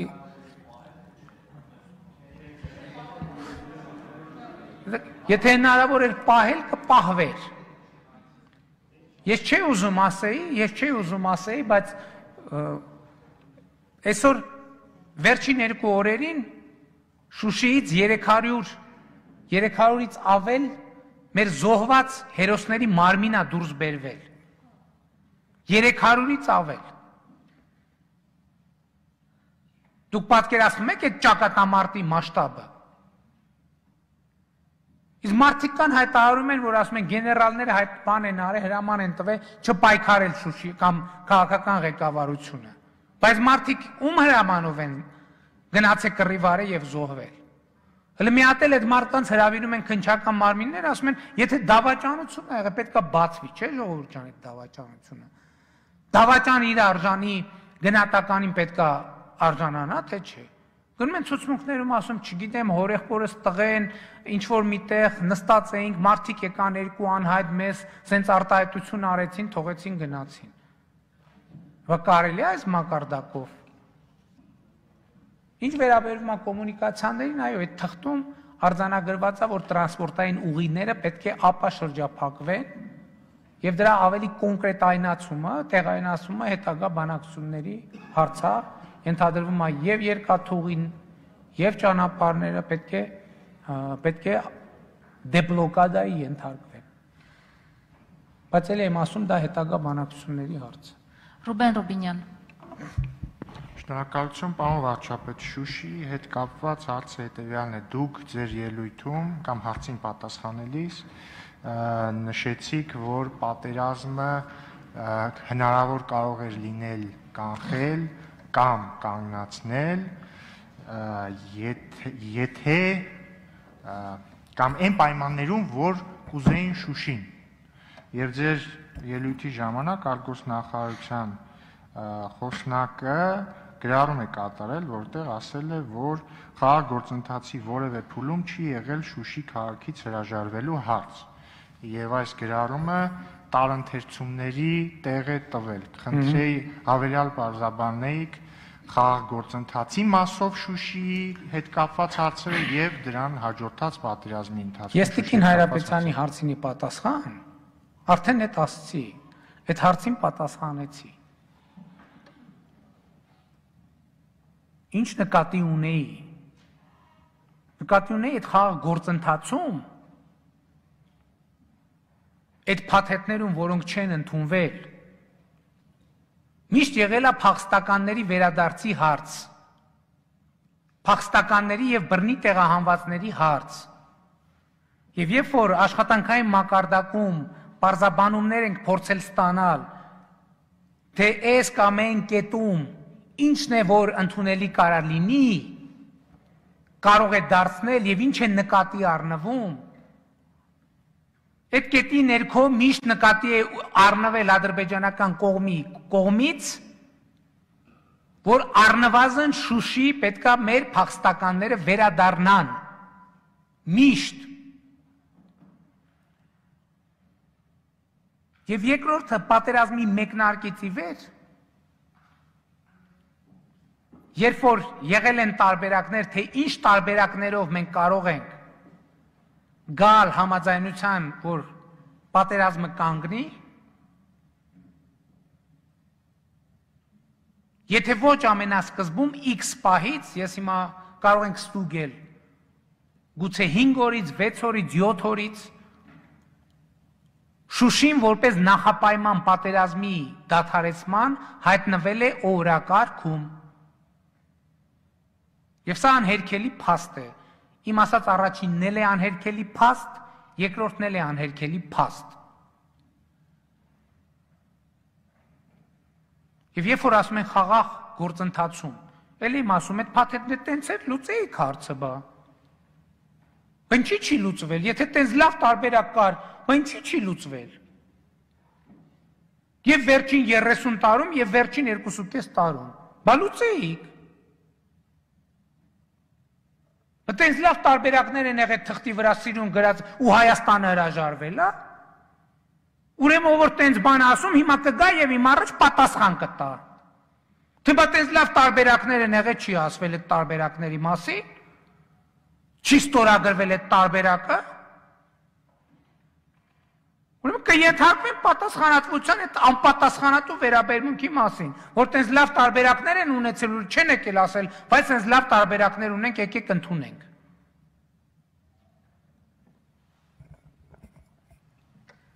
Նարեկ Մկրտչյան։ Պատասխանեցի ես հարցին, բարձաբանվեց թե չէ։ Այս նուրբ հարց է կարևոր, ես ուզում եմ, որ միջև վերջ բարձաբանվի։ Արձագանք եք, պարոն Ռուբինյան։ Պարոն վարչապետ, ես ենթադրում եմ, որ որպեսզի ավելի բարձաբանվի, լավ կլիներ, որ ներկայացնեք, դուք խոսեցիք ադրբեջանցի փախստականների վերադարձի մասին Շուշի, որը եղել է խաղաղ գործընթացի մեջ ներկայացված փախստականների վերադարձի մասին, բայց շփումների ընթացքում, երբ որ բարձաբանվել է, թե ասենք նախկինում եղած այդ բանակցային գործընթացի վերաբերյալ, սա ինչ է նշանակում, որոնք են ընդունելիության սահմանները։ Այդ հարցը միշտ էլ գոյություն է ունեցել։ Ձևակերպված այսպես, թե ձևակերպված այնպես, կարելի է ձևակերպել այնպես, որ կարդաս չհասկանաս ինչ է գրված։ Բայց ի վերջո հարցի պարզաբանման փուլերում դա ի վերջո գալիս կանգնում է։ Դա գործնական ինչ-որ բան է, չէ նշանակում, երբ որ փաստաթղթում բան արված է։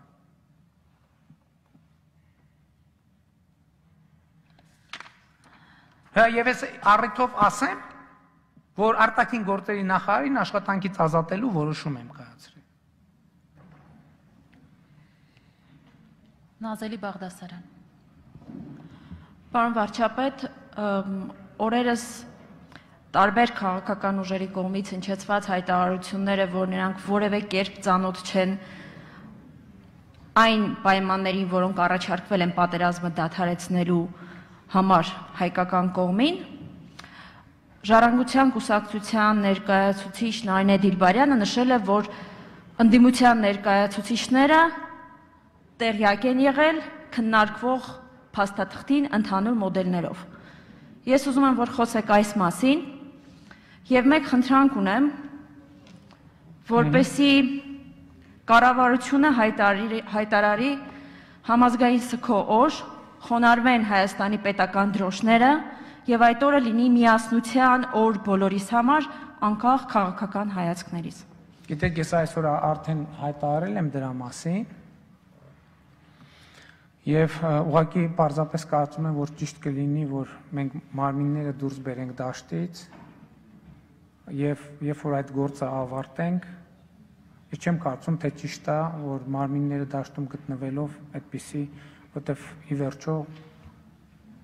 մարմինները երբ որ դուրս կբերվեն դաշտից, մենք այդ որոշումը կկայացնենք, այո, անպայման։ Հա, եւ բանի հետ կապված, այո, ես երկու անգամ հրավիրել եմ ընդդիմության ներկայացուցիչների եւ ասել եմ, թե ինչ process է գնում, հետո մի X պահից այդ դադարեցրել եմ, ինչու, որտեվ մի X պահից process-ները այնքան արագ սկսեցին զարգանալ, որ ես հասկացա, որ մարդկանց միջև հրավիրեմ, միջև պատմեմ ինչա տեղի ունենում, իրանք գնան 1-1.5 ժամվա ընթացքում կարող է այնպես փոխվել, ոչ թե կարող է այդպես էլ տեղի էր ունենում։ Իրադրությունը եւ խոսակցությունը այնպես կարող է փոխվել, որ ուղղակի ես չեմ կարող մի ժամը 1, 3 ժամը 1 հրավիրել ասել մի բան, իմանալով, որ մի ժամ հետո այդ բանը արդեն ինքը էականորեն փոխված է լինելու։ Այսինքն այն փուլում, երբ որ ինքը որոշակի այդ բովանդակությունը քննարկումը ստաբիլության որոշակի նախանշաններ ուներ, այդ ժամանակ հրավիրել եմ եւ ասել եմ։ Այն ժամանակ, երբ որ տեսել եմ, որ տեմպը այնքան մեծ է, որ չեմ հասցնելու ուղղակի պատշաճ մակարդակով տեղյակ պահել, դադարեցրել եմ այդ գործը։ Որտեվ պատկերացնում եք, ես ձեզ հիմա մի բան եմ ասում, քննարկում ենք հնարավոր տարբերակը 2 ժամից ինչ որ իրողություններ փոխվում են։ Այդ քննարկումը դառնում է անիմաստ։ Անուշ Բեղլոյան։ Շնորհակալություն, հարգելի պարոն վարչապետ, թիկունքի եւ պետական կառավարման մարմինների աշխատանքում մենք բոլորս տեսել ենք, որ պատերազմի ընթացքում արձանագրվել են բազմաթիվ խնդիրներ։ Ձեր կարծիքով, որոնք են 3 ամենացավոտ կետերը, որը դուք որպես վարչապետ տեսել եք պատերազմի ընթացքում Հայաստանի Հանրապետության պետական կառավարման մարմինների աշխատանքում եւ ինչպես արդեն ունեք արդյոք մտքեր, թե ինչպես պետք է դրանք արագ լուծել կամ որոշ ժամանակահատվածում լուծել։ Շնորհակալություն։ Մենք գիտեք ամենացավոտ կետը իրականում, եթե շատ անկեղծ ասեմ, ամենացավոտ կետը զորահավաքային պլանների մեջ է։ Ամենացավոտ կետը եւ ըստ էության մենք ունենք բավականին հնացած զորահավաքային պլան, որը պետքա փոխվի, եւ բանակի զինված ուժերի կառուցվածքը եւ անձնակազմի ծառայողական ուղղությունները եւ նրանց ֆունկցիոնալ նշանակությունը պետք է էականորեն փոխվի։ Օրինակ ես ձեզ ամենապարզ բանն ասեմ, հույս ունեմ տենց դրա մեջ տենց գաղտնիք չկա, որ ասում եմ, կարծում եմ գաղտնիք չկա։ Տեսեք, մենք ունենք պայմանագրային զինծառայողներ, վերջին տարիներին մենք բավականին մեծ թվով պայմանագրային զինծառայողներ ենք ներգրավել, վերջին այդ process-ը մի 7-8 տարի կա, չէ, ավելի շատ։ Եվ այդ պայմանագրային զինծառայությունը նաև աշխատատեղ է եւ շատ դեպքերում գյուղերի բնակիչներ իրանք ուղղակի իրենց սովորական քաղաքացիական կյանքին զուգահեռ պայմանագրային հարաբերությունների մեջ են մտնում բանակի հետ, որ նաև հավելյալ եկամտի աղբյուր է եւ իրենք զինվոր են ըստ էության։ Եվ իրենք այդ սահմանի պահպանության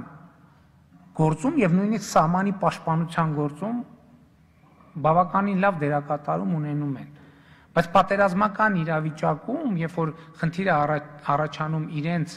ներգրավել այլ տիպի գործողությունների մեջ, պատերազմը այդ ամեն ինչի բնույթը էականորեն փոխում է։ Մենք տեսնում ենք, որ բարդություններ են ծագում։ Այդ պայմանագրային կոնտինգենտը չունի այն ներուժը, որ ենթադրենք կոնկրետ դրված խնդիրները լուծելու հարցում արդյունավետ լինի։ Այս կարգի խնդիրներ են ի հայտ եկել,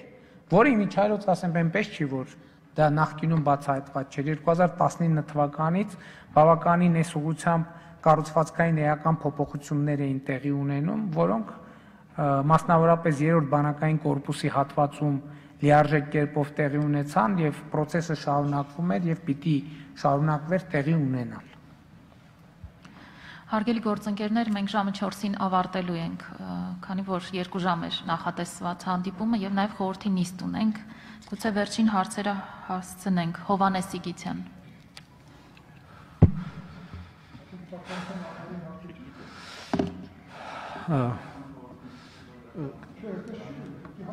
Պարոն վարչապետ, Ինձ համար այս հայտարարությունը պարտադրված, ստիպված կամ չգիտեմ ինչ դեպով ուզում եք ասեք, մի քայլ էր, որը ըստ էության փրկեց կոտորածից ասեմ, թե չգիտեմ ինչից ամբողջ Ստեփանակերտում գտնվող ժողովրդի բնակչության, որոնք շատ էին այնտեղ եւ նաեւ մեր տղաներին բանակում տարբեր կարգավիճակով գտնվող տասնյակ հազարավոր տղաներին, որոնք գտնվում էին այս կամ այն ձևով թե շրջապատման, թե չգիտեմ ինչ վիճակում։ Բայց ինձ համար այդ համաձայնագիրը Մինսկի խմբի հետ ուղղակի առնչություն չունեցող հայտարարություն է։ Արդյոք Մինսկի խմբի գործընթացը մենք համարում ենք, այսինքն ես պատասխանը գիտեմ, մենք չենք համարում ավարտված եւ դա պետք է շարունակվի, ինչի մասին որ խոսում են այլ երկրների, այլ համանախագահ երկրների պաշտոնյաները, որովհետեւ առնվազն կարգավիճակի հարցը այս հայտարարության մեջ չկա եւ մենք պետք է խոսենք։ 7-րդ հոդվածը, որը վերաբերում է փախստականներին տեղանված մարդկանց, այնտեղ նշված չէ կոնկրետ տեղը եւ ազգությունը, եւ ուղղակի նշված է, որ նրանք կարող են վերադառնալ ՄԱԿ-ի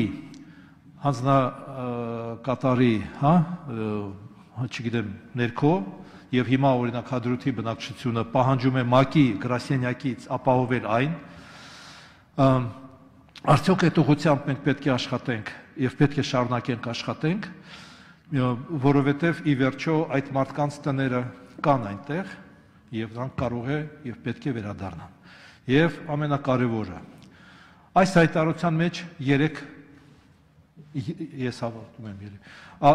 կողմ է նշված եւ արդեն պարզերում է, որ մի կողմը դա Ադրբեջանն է,